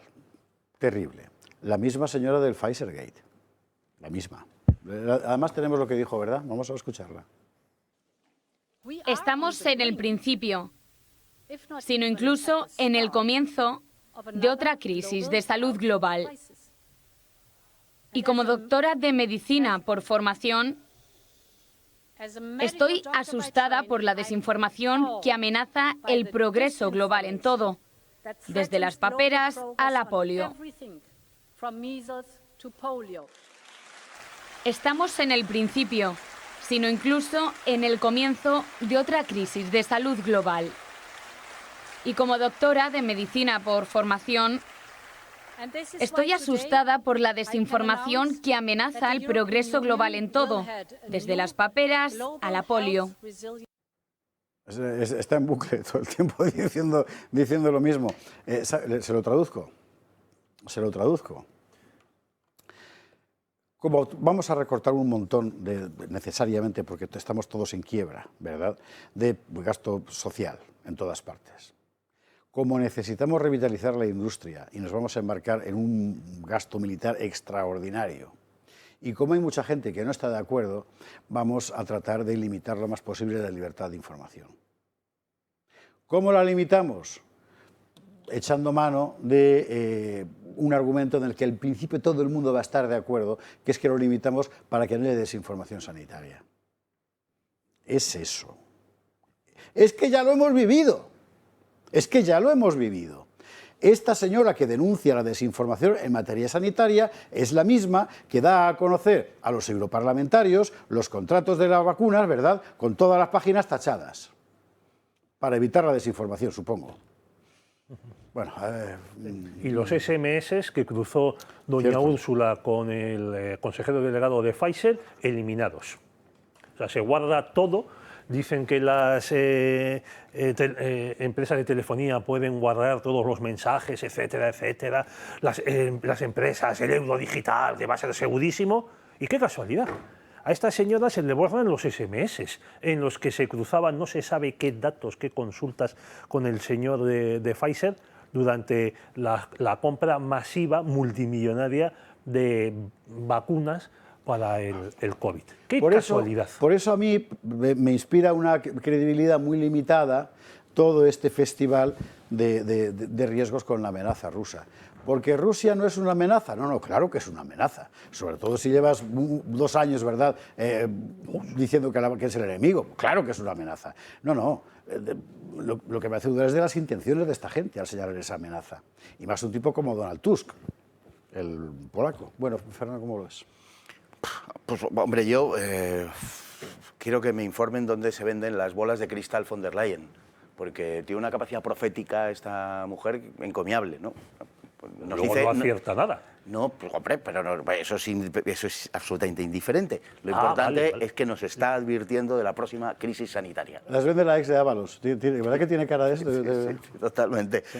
O sea, es una cosa verdaderamente sorprendente lo de esta gente. Bueno, que tienen un plan, lo sabemos hace mucho tiempo, no sabemos exactamente en qué puede consistir, pero nos hacemos una idea, yo creo que bastante nítida con todo, de qué es lo que quieren. Están agitando el fantasma de una guerra que no sé cómo la Unión Europea podría afrontar por su cuenta, porque me parece que sería bastante risible. Vamos, que no me imagino a la Unión Europea enfrentándose a Rusia, francamente, pero están haciendo lo posible para generar ese escenario y, naturalmente, que vengan otros también a sacar las castañas del fuego, por supuesto, porque de otra manera, en caso de que sucediera, no se explica que no va a suceder, porque, entre otras cosas, yo dudo mucho que Vladimir Putin tenga la intención de que sus tanques se aprovisionen en las gasolineras de Lisboa. De verdad, es que no me lo creo. O sea, hay una cosa que decir ahí, no vamos a ver, o sea, yo entiendo que esto está entrando ya en esa dinámica de temas emocionales que, como el conflicto de Israel y Palestina, hace que la gente pierda por completo el sentido de la objetividad, y si tratas de ser mínimamente objetivo, entonces te llaman tibio, como a mí la semana pasada, que me hizo muchísima gracia. Que nunca me llamó tibio nadie. Pues, o sea, en 62 años largos nadie me ha llamado jamás tibio. O sea que estoy... Bueno, vamos a ver. Son los años. Rusia tiene su proyecto de supervivencia nacional y es muy agresivo. No es de ahora eso, ¿eh? O sea, llevamos siglos así, lo sabe todo el mundo. Precisamente porque tienes una enorme potencia que es así, lo normal, desde los tiempos pues de Jerjes y eso, ¿no?, es tratar de entenderte con el otro para que no te ataque, mostrarle de vez en cuando los dientes. Bueno, eso se llama política y se inventó hace muchísimo tiempo. Claro, y siempre ha sido así. Que de repente una potencia, una superpotencia nuclear que te puede arrasar si quiere en 3 horas, se convierta en un enemigo al que tú desafías, diciendo, me voy a armar contra ti, sin tener nada que oponerle realmente. Bueno, la fuerza nuclear francesa o británica son importantes, pero no es comparable, ¿verdad? ¿A qué suena? ¿Suena a una estrategia política seria? No, suena a que están ocultando otra cosa, o que otra cosa quieren hacer. ¿Qué otra cosa puede ser? Esto ya es reflexión personal mía. Pues, igual estoy equivocado, no digo que no. ¿Qué otra cosa puede ser? Si la hipótesis de una guerra real es descabellada, por los dos lados, porque Rusia también ha demostrado en Ucrania lo que puede hacer y lo que no puede hacer. Es un país demográficamente muy débil y económicamente no es tan fuerte como parece, mejor dicho, como mucha gente cree. Bueno, si la hipótesis bélica es descabellada es porque hay otras motivaciones. Bien, ¿para qué ha servido el desarrollo de la industria bélica desde la Segunda Revolución Industrial cada vez que ha habido un apretón de este tipo? Fundamentalmente para salir de una crisis general del sistema económico. ¿Cuál es nuestra posición ahora en todo Occidente? Crisis agudísima del sistema económico, entre otras cosas por el colapso masivo de los estados de bienestar en todo Occidente. Pues mire, yo colijo, aquí en mi ignorancia de pobre periodista, valenciano además, por fin, que una Europa absolutamente deshecha, con sociedades rotas, que hablaremos de lo que está pasando en Francia, en fin, los mandamases dicen, bueno, aquí solo podemos disciplinar esto metiendo a la gente a marcar el paso en una dirección y además ponerlos a currar con menos sueldos en algo que nos reactive. La industria bélica, toda la vida de Dios, ha reactivado la economía. Vamos a ello. ¿Cómo los disciplinamos? Metiéndoles mucho miedo. Y sinceramente yo creo que en esas estamos. ¿Eso significa que Rusia no es una amenaza? No, no, no. Claro que es una amenaza. Claro, Rusia y China, sí, porque la vida entre las naciones es así siempre. Lo que significa es que nos están tomando el pelo y que van a utilizar esa amenaza para someternos a una nueva, ¿cómo llamarlo?, a una experimentación de progresiva desconstrucción de la democracia, para meternos en otro lado, que es a donde nos conducen. Creo yo. Pero crees tú, pero claro, ¿cómo te lo vas a tomar en serio de verdad? Si Europa está buscando, o mejor dicho, si Europa verdaderamente, la Unión Europea, rectifico, cree que Rusia le va a atacar, la Unión Europea lo que no hace es exhibir su debilidad. Bueno. Porque está diciendo, no, vamos a hacer un plan a 5 años, y entonces Rusia dice, coño, pues ataco ahora. Rusia no va a esperar los 5 años a que tú te armes. Si Putin tuviera de verdad una intención de atacar, hombre, lo haría ahora, no cuando se armase la Unión Europea. Entonces, todo esto es una filfa absoluta, es una puesta en escena, que sí, que está rodeada pues, de incidentes como lo de los drones, tal, que convenientemente hipertrofiados por los medios de comunicación, pues nos parecen dibujar un panorama de Tercera Guerra Mundial. Bueno, y al final, ¿esto dónde va a desembocar? Pues en todo ese tejemaneje de la Unión Europea, que va enfocada efectivamente en el sentido en el que tú decías, y quiero volver a recordar aquí cómo ya hace muchos años, tantos como 15 o 16, Javier Solana ya advirtió que la Unión Europea era un laboratorio de lo que debía ser un gobierno mundial. Y aquí se iban a llevar a cabo políticas, y él mismo se asombraba en aquella conferencia que dio en Madrid, digo Javier Solana, políticas ante las que manifestaba un estupor a la par que entusiasmo, pues muy evidente cuando decía, es que se están produciendo unas transferencias de soberanía, decía él, inimaginables. Y eso es a donde nos quieren llevar, eso con la crisis sanitaria y con las inversiones en defensa. No se trata de otra cosa, al final, porque toda la puesta en escena resulta sumamente cutre y poco creíble. Bueno, ya se han puesto en marcha en España un par de fábricas de armas con la excusa de servir armamento a Ucrania. Una en Trubia, en Asturias, muy famosa, que se cerró hace poco. El primer carro de combate nacional está de Trubia. Está en el Goloso, ¿no? En el sí, creo que sí. Está allí todo, se puede ver. En el Museo del Goloso, que es fantástico. Era uno de los objetivos de los mineros asturianos en octubre del 34. La fábrica de Trubia, sí, señor. Y otra fábrica en Navalmoral de la Mata, por fin algo en Extremadura, a la espera de que les llegue el tren. Además, pero, a ver, ¿de verdad creen estos, doña Úrsula, don Manfred y don Emmanuel Macron, que los europeos, al menos una parte muy apreciable de ellos, estamos dispuestos a morir por ellos? ¿De verdad se lo piensan? O sea, esto ya no es lo que pasaba hace más de un siglo, cuando estalla la Primera Guerra Mundial, que los marxistas, los socialistas se quedan con la boca abierta al ver que las masas obreras se ponen el uniforme, se unen a los desfiles y van a los frentes de batalla a matarse por Dios, la patria y en muchos casos por el emperador. No por la revolución marxista socialista, no. Además, ese es el primer desfondamiento de la ideología marxista frente a la realidad. ¿No? A ver, estos han destruido de tal manera la unidad de las sociedades europeas que es que hay muchos que no están dispuestos a mover un dedo Pues ahí por lo tienes, defender Pedro. a este régimen. Pues ahí lo tienes, Eso. Pedro. Por eso ellos no van a hablar de este régimen. Van a hablar de la democracia, de los derechos humanos, del Pero es que cambio eso climático tampoco se y ve de la salud nada. universal. Pero- Y aquí, por cierto, hay que recordar, ya que trae Pedro el asunto de la Primera Guerra Mundial, ¿sabe usted? Esto se cuenta muy poco. Francia, a principios del siglo XX, era un país enteramente roto por la feroz política no anticlerical, sino anticatólica de la Tercera República. Masónica. Hubo un golpe de Estado, un conato de golpe de Estado militar católico en Francia a principios de siglo. Bueno, tanto era así que cuando estalla la Primera Guerra Mundial los católicos no quieren ir al frente, porque la República, ¿qué era? Una gente que le perseguía. Y Clemenceau, que era un señor calvo con un bigote así como de morsa, se predica aquello de l'union sacrée, la unión sagrada de los franceses, y entraron. Y efectivamente los católicos fueron a morir. Y gente como Charles Péguy, por ejemplo, el gran escritor, murió en combate, siendo un católico practicante, porque al final, de verdad, la unión sagrada de Francia. ¿Qué unión sagrada puede plantear esta gente ahora? Si has matado a Dios. ¡Joder!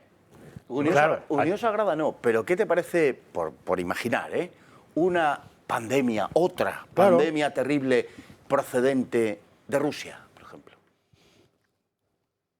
La guerra química de Putin, la guerra bacteriológica. Con Yo drones. me imagino cualquier escenario, o sea, Sí, no estoy es diciendo que sea perfectamente eso, posible. pero ¿cómo pueden llevar a En la fin. gente a, pues, forzándola, evidentemente? Por eso hay tanta gente que se plantea, mal que le pese a mucho europeísta, buen amigo mío, ¿verdad?, que se plantea, vamos a volver al espacio nacional. ¿Porque desde el espacio nacional puedes hacer frente a todos los desafíos? No, no, evidentemente no. Pero a lo mejor, conversando en diversos espacios nacionales, sí. Y en todo caso es algo que identificas, que controlas, que no depositas en las manos de Úrsula. Y por eso el auge de movimientos soberanistas, patriotas, como usted quiera llamarlo, en toda Europa. Y ya va siendo más de un tercio de la población en lugares como, por supuesto, Francia, en Alemania se está acercando, por supuesto Italia y, por supuesto, el Reino Unido. Y Noruega, que ha habido elecciones aquí. Vámonos a la pública, hay que hacer la pausa sí o sí, y vamos a ver lo que está pasando precisamente en este asunto, porque es que es la alternativa, claro, ante todo ese paisaje, o sea, vamos a ver, los europeos tienen muchísimos defectos, tenemos, pero en líneas generales, aunque lo parezcamos con frecuencia, gilipollas no somos. Y además tenemos mili histórica. Entonces ves un decorado de poder como este que te están poniendo, ¿no? Manfred Weber el otro día. Las soberanías nacionales son un decorado Potemkin. ¿Sabe usted lo de aquel el ministro y amante y tal de la emperatriz Catalina de Rusia, que le ponía pueblos de cartón piedra para cuando ella pasaba? Son un escenario Potemkin y tal. No, Manfredo, dijo, el Potemkin eres tú y todo el mundo lo ve. Eres el Potemkin de un núcleo de poder que no hemos elegido nosotros. Y queremos elegirlo. Ya está. ¿Cómo? Bueno, pues vaya usted pensándolo mientras la publi y a la vuelta lo vemos.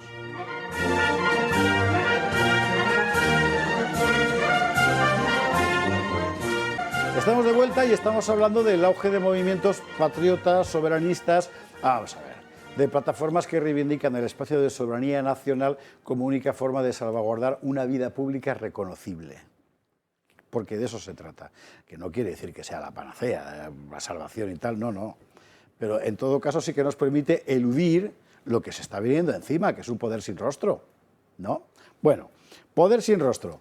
Bueno, rostro mucho, pero en fin, el de Manfred Weber, que el que otro día decía literalmente esto, además arguyendo la cosa de, bueno, el ataque, este mes de septiembre, el ataque ruso contra Polonia, no sé qué, ¿verdad?, y alemán, la soberanía nacional ya no existe. Bueno, esto es una novedad para mí.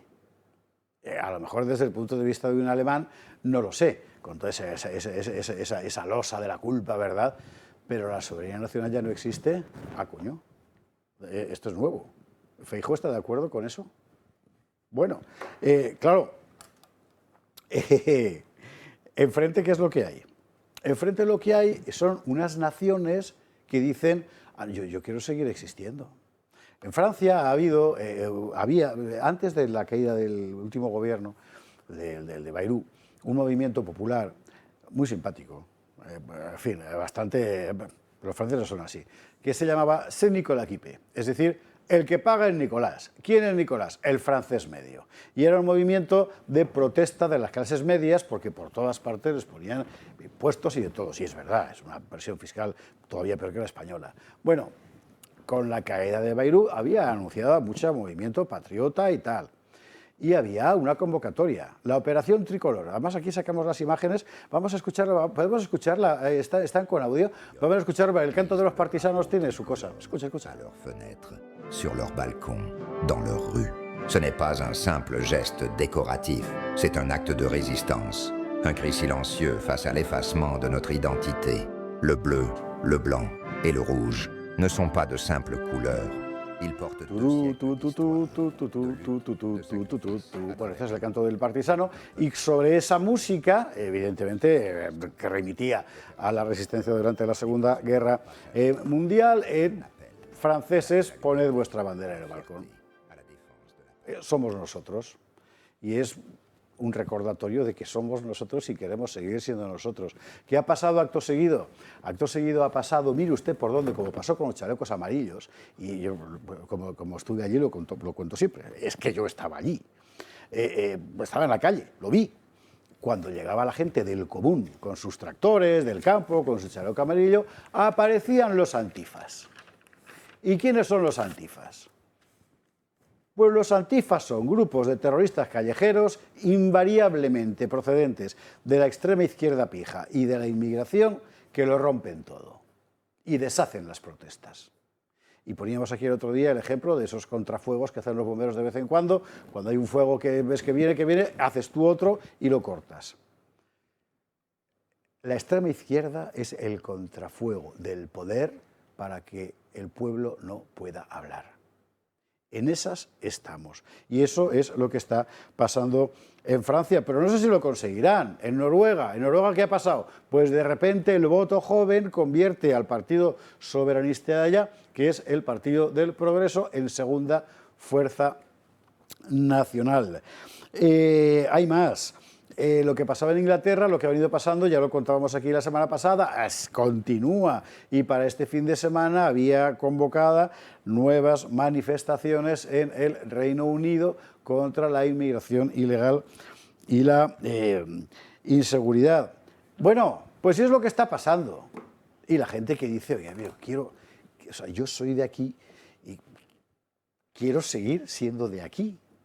Y es mi casa. Pero esto es pecado decirlo, pues mire, pequemos todos, juntos y en unión. Ya. Así es, y yo creo que cada vez es más visible. Además, es que lo del canto del partisano, pues me recordaba precisamente todos esos episodios de la resistencia, tal, una gran parte de la cual es puramente ficticia. Sí, pero es literatura, pero está bien. Sí, porque es un mito movilizador. Exactamente. En definitiva, y lo importante aquí es lo funcional, no la realidad histórica para lo que nos ocupa ahora, ¿no? Y es que, digo que está muy bien traído porque estamos ocupados, porque Europa está ocupada, porque los países europeos están ocupados, porque los pueblos europeos están ocupados. Y están ocupados por una élite transnacional que no tiene ninguna síntoma, ninguna, en fin, identidad propia. No pertenecen a sus pueblos, no son emanaciones de sus pueblos, sino que tienen una obediencia muy determinada a instituciones supranacionales. Y hay una sensación de ocupación. Es verdad que al principio, que estamos en una fase yo creo que intermedia ya, no estamos al principio, una fase intermedia en donde los resistentes en Europa son ya muchos. Se ha visto en el caso noruego y se ve, en fin, se ha visto en sucesivos y en las últimas convocatorias electorales y en las previsiones demoscópicas, etc. Y al final, no tengo ninguna duda al respecto, acabarán siendo todos o casi todos los que se opongan a la ocupación que estamos viendo. En el caso de Francia, además, pues lo has descrito perfectamente, es que la extrema izquierda es la partida de la porra. Es la partida de la porra de los grandes intereses. Y son la versión asumible por ciertos sectores de la juventud, felizmente minoritarios, para parecer que se están posicionando contra algo. En realidad están defendiendo los intereses, no los grandes intereses, sino los grandísimos, los intereses globales, los intereses de los más poderosos. Y lógicamente, pues parte de su función es la de sabotear, la de boicotear desde dentro los movimientos genuinamente populares. Esto es lo que se ha visto en Francia. Has citado además el caso, que yo creo que es prototípico ya, de los chalecos amarillos, porque es exactamente eso lo que pasó, justamente eso. Y al final eso redunda en beneficio ¿de quién? Del poder y de esos grandes intereses, que son los que están encargados de destruir el Estado-nación y de destruir nuestra identidad. A eso es a lo que se dedican. De los países europeos donde están creciendo estos partidos identitarios, a mí donde más me sorprende el éxito que están teniendo es precisamente Gran Bretaña y Alemania. Alemania, como ha mencionado Fernando, pues porque es un país destrozado internamente, externamente también, que tiene un pasado que, con todos los motivos justificables, pues pesa sobre ellos una losa, y tienes alternativa para Alemania, que además tiene su arraigo en la Alemania oriental, o sea, claro, que los dos totalitarismos, que está en el 25-26% del voto y sigue subiendo, subiendo y subiendo. Y en Gran Bretaña, que ha sido pues, uno de los grandes beneficiados del orden de la posguerra, aunque se quedó sin imperio, pues está el partido de Nigel Farage, que se había retirado de la política, que ha vuelto, y cómo ha vuelto. Que es que ya todas las encuestas le dan en más del 30%. Más del 30% voto. Por el sistema de elección británico significa que tiene 2/3 del Parlamento. Sí, mayoría absoluta. Bueno, todavía faltan casi 4 años para que acabe la legislatura y pueden suceder muchísimas cosas. Hombre, ya ha pasado que primeros ministros con mayorías absolutas disuelven el Parlamento pues un año, año y medio antes de que acabe el mandato de los 5 años, pero todavía faltan 4. Es verdad que se está hundiendo de tal manera Starmer que puede suceder cualquier cosa. Señores, hay que ir a la publicidad. Así que vamos a ir a la publi y vamos a ir hablando de estas cosas y otras anejas. 2 de las que yo no quiero dejar de hablar. 1, lo de Cervantes y Amenábar. Hombre, es que es una impostura, simplemente. 2, el desembarco de Lucemas hay que hablar, porque fue muy importante. Y son 100 años. Y fue objetivamente... La guerra de Marruecos, como se llama, que en realidad es la guerra del Rif, es asombroso, porque fueron decenas de miles de españoles que combatieron allí, frecuentemente en unas circunstancias, en fin, muy horribles, y nadie sabe nada de ella. Pero pasó hace un siglo nada más, o sea, nuestros bisabuelos. Fue la guerra de nuestros bisabuelos. Mi abuelo. Por ejemplo. En concreto. Y está olvidada por completo, ¿no?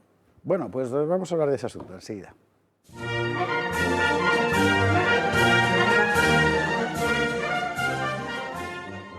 Estamos de vuelta, recta final del Gato, que se ha pasado hoy volando porque hay mucho de lo que hablar y todo, la verdad es que es muy trascendente, ¿qué quiere usted que le diga? No deja de serlo también el asunto de la peli de Amenábar, Cautivo. Vamos a ver, no vamos a hablar de la película, si ellos quieren sí, pero yo es que no la he visto, así que de la película como producto no voy a hablar, pero sí de la promoción que ha tenido. Porque Amenábar es un director de calidad, o sea, hace cosas que están unas mejor, otras peor, pero bueno. Pero claro, esta película la han promocionado en realidad sobre una sola idea. ¿Qué es esta? La primera. Renunciar a la trama homosexual de Cervantes sería como renunciar a mí mismo, puesto que yo soy homosexual. Es decir, acto seguido, que Miguel de Cervantes tuviera una relación con su captor está en la categoría de lo probable.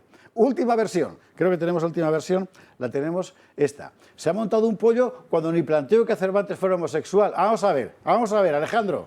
O sea, otra vez desde el principio, por favor, Alex. O sea, él no ha planteado que Cervantes fuera homosexual y dice renunciar a la trama homosexual de Cervantes sería como renunciar a mí mismo, puesto que yo soy homosexual. Bueno, ¿aquí qué pasa? Joder. Aquí pasa que este señor, que efectivamente es homosexual, ha, soltado una cana al aire militante con el tema de la supuesta homosexualidad de Cervantes, de la que nadie habría hablado jamás. Bueno, sí, ahora dice que ha leído unos libros y tal. Sí, ahora sí, Cervantes además seguramente sería negro también, porque para poder salir en Netflix y todo eso. Pero, y sobre eso ha montado la promoción de la película, que insisto, yo no he visto, con lo cual no juzgaré la película, pero lo que sí que juzgaré es la impostura de subordinar la tradición histórica real, el patrimonio cultural real, a un argumento de moda para desvirtuarlo y al final subrayar solo el argumento de la ideología dominante. En este caso, viva lo gay, o como diría Dolores Delgado, Cervantes maricón. Que se lo hemos copiado a Alfonso Usía, por cierto, que escribió una columna bastante buena el otro día sobre este asunto.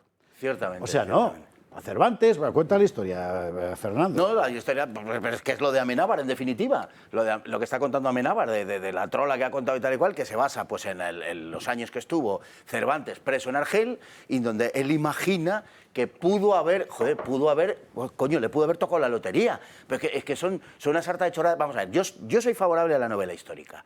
Lo digo, y no me importa en absoluto decirlo. Oye, me parece... 4, o sea, bueno, además también, tú escribes novela histórica, claro. además, no me había caído. Pero lo que no puedes hacer es Claro, pero en el relato de la novela histórica lo que tiene que haber son una serie de hechos, de relatos y tal, que sean compatibles con la verdad de lo que sucedió. Claro, entonces, bueno, o sea, yo me puedo imaginar que Amenábar es Tarzán, pero no, o sea, no sería creíble. Pero lo de que Cervantes fuera homosexual, no hay absolutamente nada que lo indique, y es más, por su biografía sabemos que en todo caso era todo lo contrario. Sí, absolutamente. Cuando volvió se casó una vez, ¿no es eso? Luego se casó otra, luego... Efectivamente. O sea, que como que las señoras, y le alabo el gusto a don Miguel, que le atraían enormemente. Joder, pues ya está. Pues no te puedes inventar una cosa que no tiene bueno, sí se la puede, Amenábar sí se la puede inventar, pero no se debería, por honradez, por honestidad intelectual.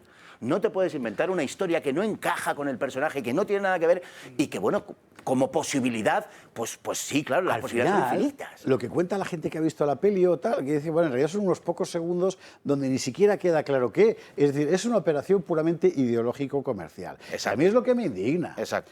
La historia real, como todo el mundo sabe, es que Cervantes y su hermano también, por cierto, no caen cautivos de los piratas berberiscos. En aquella época el Imperio Otomano controlaba parte del Mediterráneo y en la parte occidental lo que había eran repúblicas esclavistas, repúblicas musulmanas esclavistas. Los piratas berberiscos, de la Berberia. Se llaman así por la Berberia, no por los berberechos como piensa tanta gente. Y esta gente vivía fundamentalmente del tráfico de esclavos blancos y negros.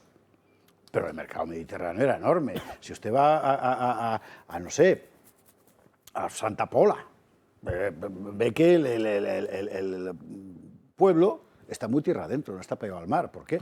Por esas cosas. En toda la costa mediterránea. En toda la costa mediterránea, pero no solo en España, en Italia también, porque eran un auténtico azote. Eran los ladrones de la época que capturaban gente. Y además al-Ándalus fue durante mucho tiempo el gran centro esclavista del Mediterráneo, que ya de por sí era un lugar con mucho movimiento de esclavos. Si eras pobre, pues estabas fastidiado, ibas a acabar de esclavo, sexual o no, de alguien. Y si eras rico, podías decir, pide rescate por mí, vas a ganar más dinero. Que es rico, en fin, rico con contactos, que es el caso de Cervantes. Dice, pide rescate por mí.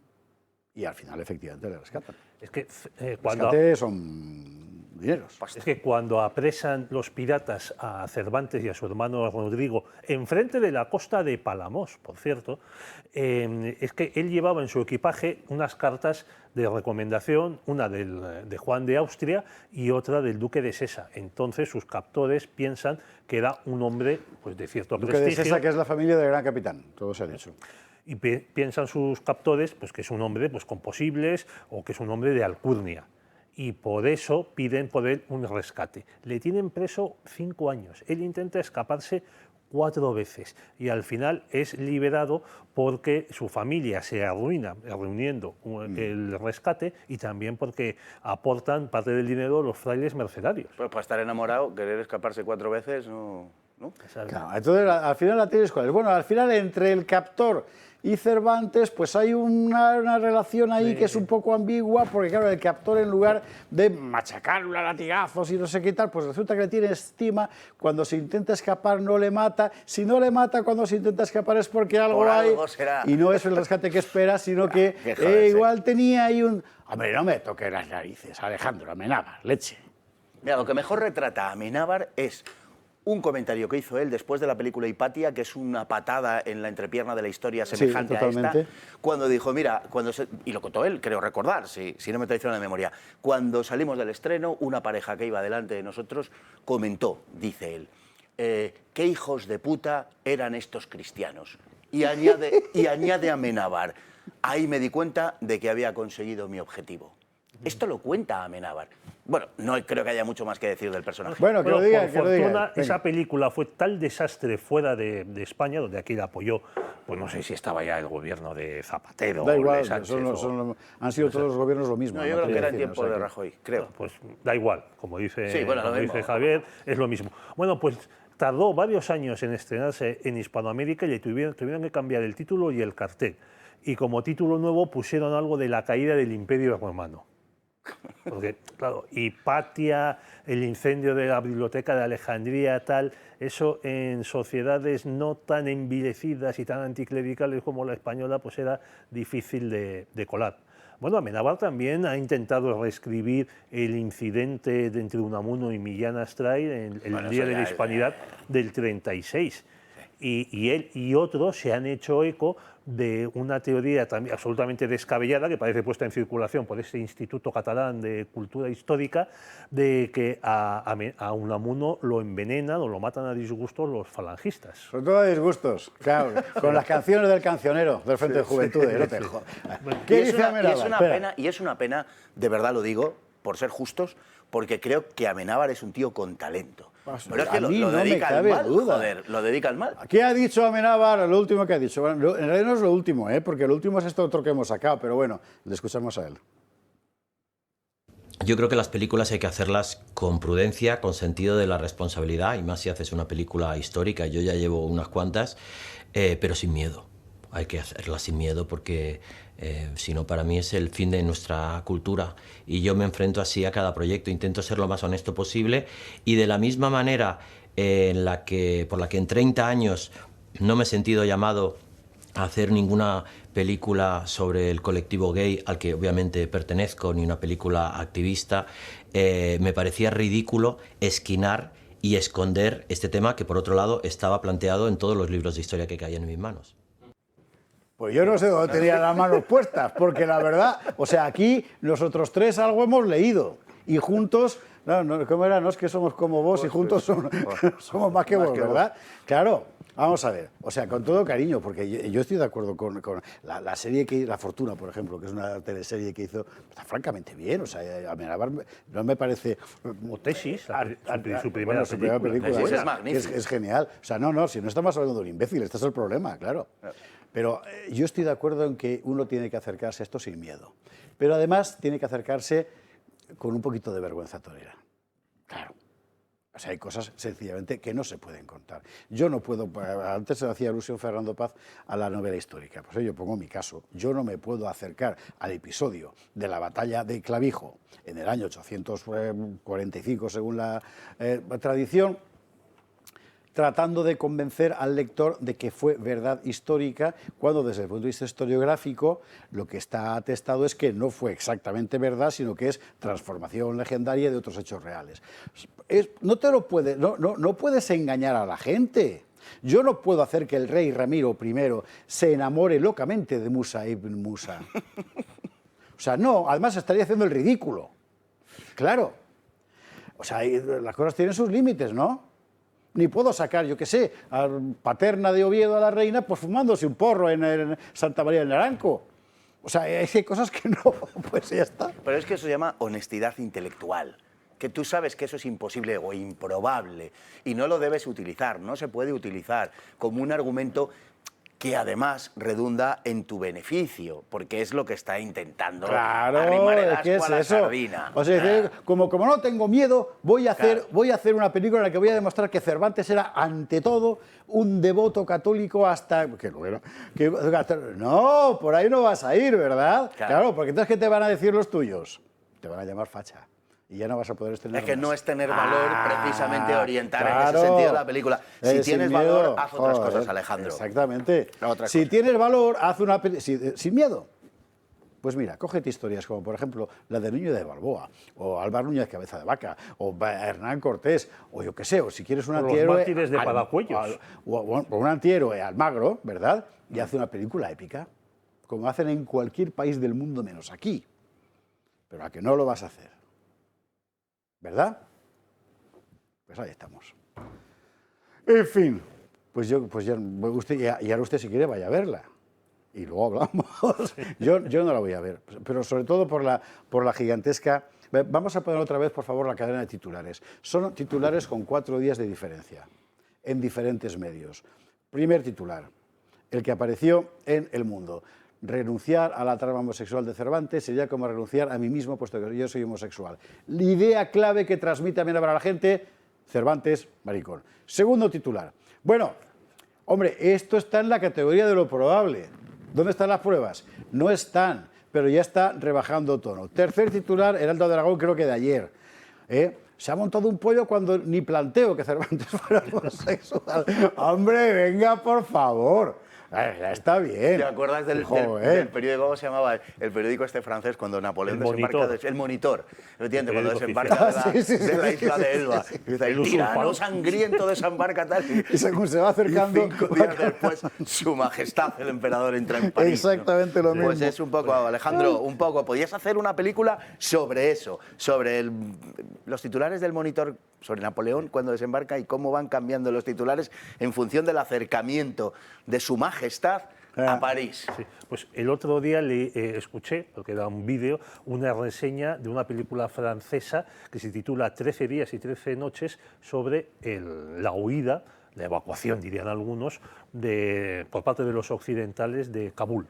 Cuando en el verano del 21 Biden dice que se van todos. Ajá. Y entonces el que decía, el crítico decía que era una película épica en el sentido de que están ahí los militares franceses tratando de rescatar a los suyos, sobre todo a los civiles que trabajan en la embajada, los cooperantes, y también tratando de salvar a los que puedan de los afganos. Eso sí es épico. Yo he visto, yo tengo amigos franceses militares que han estado en Afganistán. Joder, qué infierno. Había un amigo mío que era sargento, se llama ayudante jefe, es una categoría que era el ejército francés, de la Legión. Y llegan a una zona del interior y el que le da el relevo le dice, en este pueblo no hay talibanes, en este pueblo son amigos, en este pueblo también son amigos de los talibanes. Bueno, pues eso es el paisaje, que era un infierno de sitio, o sea, una locura todo. En fin, bueno, hablando de talibanes, vámonos a Lucemas. Digo lo de los talibanes porque, que sepa usted, no es ninguna... la primera traducción importante del libro del yihad de Averroes al español la hace un capellán castrense, Quirós se llamaba, español, en la guerra de Marruecos, para que los oficiales españoles entendieran contra qué estaban peleando, porque eso del yihad y tal no lo tenía nada claro. ¿Qué pasó en Alucemas hace ahora 100 años? Lo que pasó en Alucemas hace 100 años es que un jefe de gobierno, el general Primo de Rivera, dictador, en principio partidario de marcharse de Marruecos y dejar todo ya, finalmente decide llevar a cabo una operación anfibia contando con apoyo francés, que al principio tampoco contaba con apoyo francés, para sofocar un foco de rebeldía en una zona que estaba incordiando a todo el mundo. Por supuesto a Francia, por supuesto a España y también al entonces sultán de Fez. Era Fez, ¿no? O sea, Marruecos es, con todo cariño, es un invento reciente. Se lo inventa un mariscal francés que se llama Lyautey, que es el que se encarga de la colonización de esa zona por parte de Francia. Y fundamentalmente consiste en juntar 2 sultanatos preexistentes para crear una unidad política que queda subordinada políticamente, sobre todo a Francia y después a España también, a la que se concede una zona de protectorado, como se llama, en todo el norte, muy vinculado a los intereses mineros y tal, pero en fin, esto es otra historia. Ahí estalla una rebelión, no de los marroquíes, de los rifeños, que es una región concreta de ese protectorado. Eso es lo que se convierte en una guerra brutal, porque es una guerra irregular. Es una guerra de guerrillas con gente que, como le pasaba a este francés en Afganistán, hoy pactaban contigo y mañana te apuñalaban. Y entre ellos también, ¿eh? Entre ellos también. Así que era más bien un trabajo para la Guardia Civil. Lo que pasa es que llega un señor que ha estudiado en España, de familia protegida, que es Abdelkrim, un nacionalista que consigue unir a todas las cabilas rifeñas tradicionalmente enfrentadas a muerte, unirlas por un sueño de independencia. Y se levantan. Y el año 21, en Anual, están a punto de aniquilar, de hecho aniquilan una buena parte del ejército español con una ingente cantidad de bajas de marroquíes que servían con los españoles y amenazan Melilla. Y la guerra se convierte ya en un infierno absoluto, si ya lo venía siendo. Por eso se piensa en abandonar Marruecos, mucha gente. Por eso al final hay una intervención como la de Alhucemas que lo resuelve todo. Y que es una intervención militar de enorme calado. He hablado yo mucho, pero quienes saben de esto son estos dos que estabais el fin de semana pasado hablando precisamente del desembarco de Alhucemas. Pues en Algeciras, que fuimos, sí, condenados a conmemorarlo, ya que no hay conmemoración oficial. Aprovecho para decir que el día 26 de este presente mes de septiembre estaré en Alcorcón para hablar de lo mismo con el grupo municipal de Vox de allí, de la localidad. En fin, no sé por qué voy a sitios que solo empiezan por Al para hablar de Alhucemas, pero para acabar en Alcorcón, Algeciras, Alhucemas. Alemania. Alemania no tengo previsto ir próximamente, pero nunca se sabe.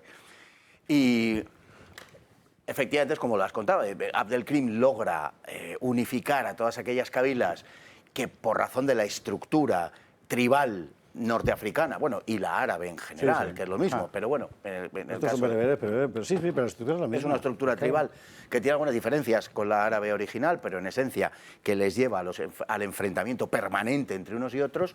Recordemos que la República del Rift estuvo a punto de ser reconocida internacionalmente, que llegó a acuñar moneda y a emitir sellos, a fabricarlos, y que finalmente no salió adelante, pero después de Anual, Abdelkrim creía que esa república iba a tener una verdadera viabilidad. Entre otras cosas, porque Francia llevaba apoyando a Abdelkrim mucho tiempo y hacía, como luego hizo con ETA, permitir que cometiera sus fechorías y que se refugiara en territorio francés. Pero Abdelkrim se confió porque después de Anual y de la retirada de Chauen, pensó que España se iba a ir. Efectivamente, que los españoles iban a abandonar, y entonces se volvió contra los franceses a finales de 1924. Y es cuando, ante la propuesta de Primo de Rivera, los franceses dicen, pues sí, porque este imbécil nos está tocando las narices, ¿no? Yo creo que aquí, en la no celebración de este asunto, hay tres razones fundamentales. Una primera, hombre, hay que celebrarlo, es hacer nación. Y no está, el gobierno no está por esas.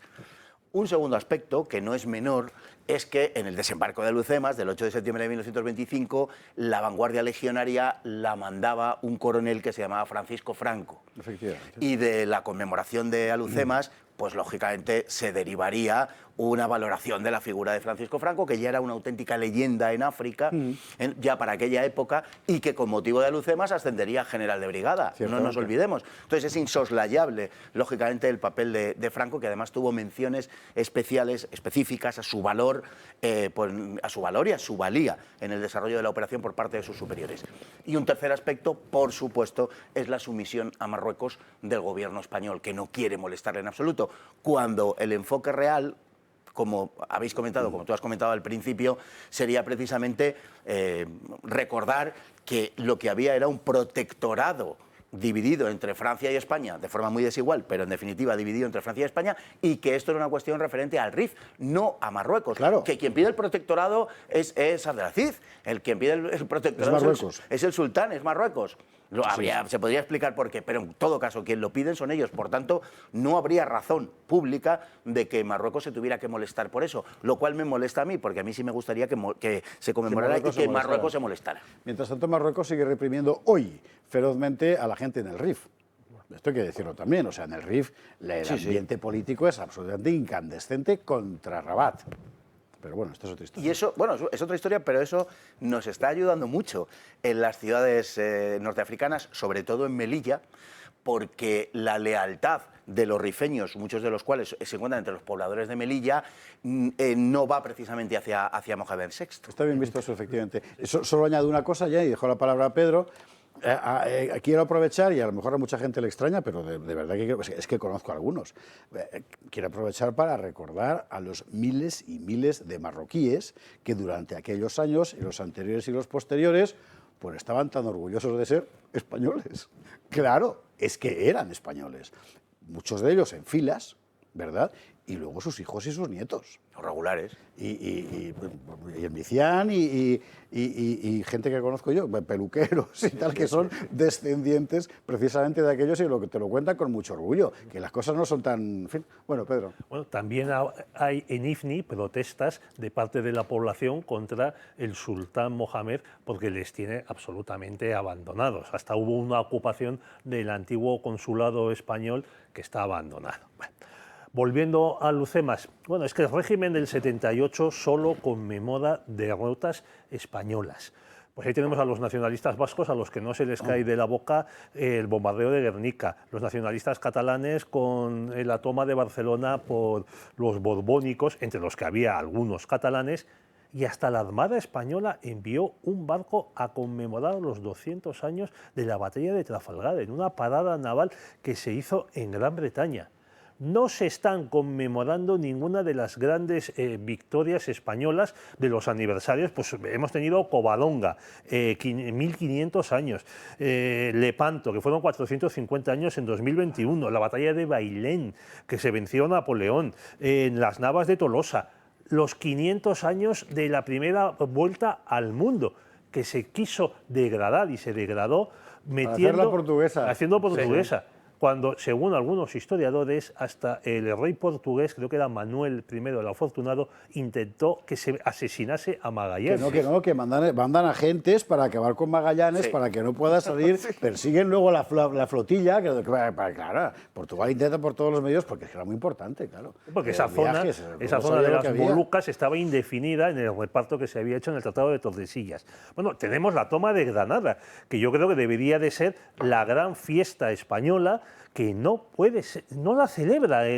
Cada vez que la izquierda ha gobernado el Ayuntamiento de Granada ha intentado anularla o, todavía peor, crear la fiesta de la multiculturalidad, la diversidad. Bueno, pues eso Lucemas, efectivamente. A Lucemas, desde el punto de vista militar, objetivamente, es una proeza. Fue el primer desembarco anfibio que funcionó. Lo que hay que enfrente no había, como decir, cabilas con espingardas. No había cañones. Tenían artillería, en fin, que estaban ya muy entrenados armados. por mercenarios extranjeros. Exactamente. Sí, había un capitán alemán, desertor, no sé si de la Legión Española o de su propio ejército, que era artillero y que les enseñó a manejar los cañones. Cañones que, por cierto, eran españoles, que nos habían quitado a nosotros. Pero es verdad que entrenados por ellos. Y es más, como no se pudo mantener el secreto de la operación, los rifeños sabían perfectamente dónde iban a desembarcar los españoles y dispusieron un campo minado que frenó el primer desembarco en las primeras horas, precisamente porque hubo que desactivar las minas. Hay que tener en cuenta que los legionarios saltaron de las barcazas después de 30 y tantas horas. Muchos metros antes, ¿no? Porque con el agua por el con la cuello. escollera aquella no había forma de acercarse. Es también lo que le pasó a Franco. Franco se tuvo que tirar al agua y le llegó al agua, pues eso, a la altura del cuello. Sí, la operación desde el punto de vista militar verdaderamente fue encomiable. Además, era una operación entre dos aliados que lo hacía más complicado. La dirigió Primo de Rivera contra el Consejo del Rey, que el rey Alfonso XIII no quería que Primo de Rivera se hiciera cargo de aquello porque dijo, ¿y si sale mal, qué hago contigo? Pues luego ya se encargó 5 años después de hacer con él lo que no debería probablemente haber hecho y le terminó costando a él la corona. Pero hemos de hablar de eso un día, efectivamente. Pero esa es otra historia. Mire, qué buena idea. Como se nos va a quedar el tema del rey pendiente, porque no da tiempo a hablarlo, lo vamos a subsumir en el papel de la corona en tiempos de... Fenomenal. Zozobra. Termina. El jefe francés, que era Pétain, hay que recordar. Sí, además, los franceses fundamentalmente colaboraron, además de con algunos aparatos aéreos y con algunas embarcaciones, pero lo principal fue que movilizaron unos 12.000 hombres a las espaldas de los rifeños. La cobertura. Y eso fue esencial o fue una de las razones más importantes de la victoria de Alhucemas. Las bajas mortales tampoco fueron tantas, fueron, me parece que 330 y tantas, o sea que tampoco fue... Eran unos 13.000 hombres, si no recuerdo mal, el desembarco, los que desembarcan son 13.000, efectivamente. Bueno, que se quedaron además en un momento dado sin municiones, cuando estaban ascendiendo, cuando estaban subiendo, y combatieron a pedradas durante la noche, hasta que llegaron las municiones, que además, como no había mulos, porque no pudieron ser desembarcados, tuvieron que ser llevadas a brazo. Bueno, pues a pedradas durante la noche, o sea que se dice pronto, combate cuerpo a cuerpo, pero de verdad, cuerpo a cuerpo y piedra a piedra, parece esto Machado, pero no. Cuerpo a cuerpo, piedra a piedra. En fin, salió también el desembarco de Alhucemas, que eso llevó a que los militares franceses respetasen por primera vez en mucho tiempo al ejército español. porque después de Anual fue, a su vez, el mayor desastre de un ejército europeo en África, la mayor derrota.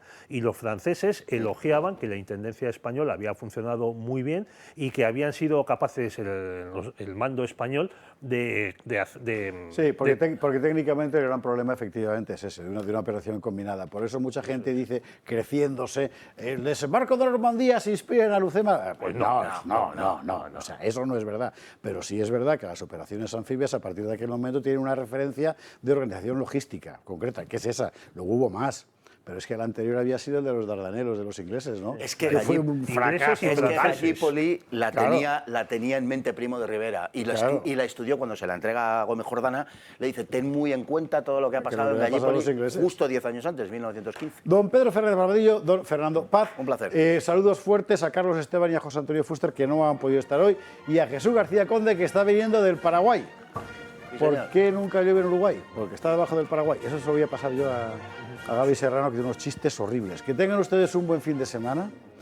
Y nada, más gato. Dejamos sonar, Alex querido, la generala que a la gente le encanta, mientras coge el teléfono del Club de Amigos para que la semana que viene podamos contar lo del Rey, por ejemplo. Vale, adiós.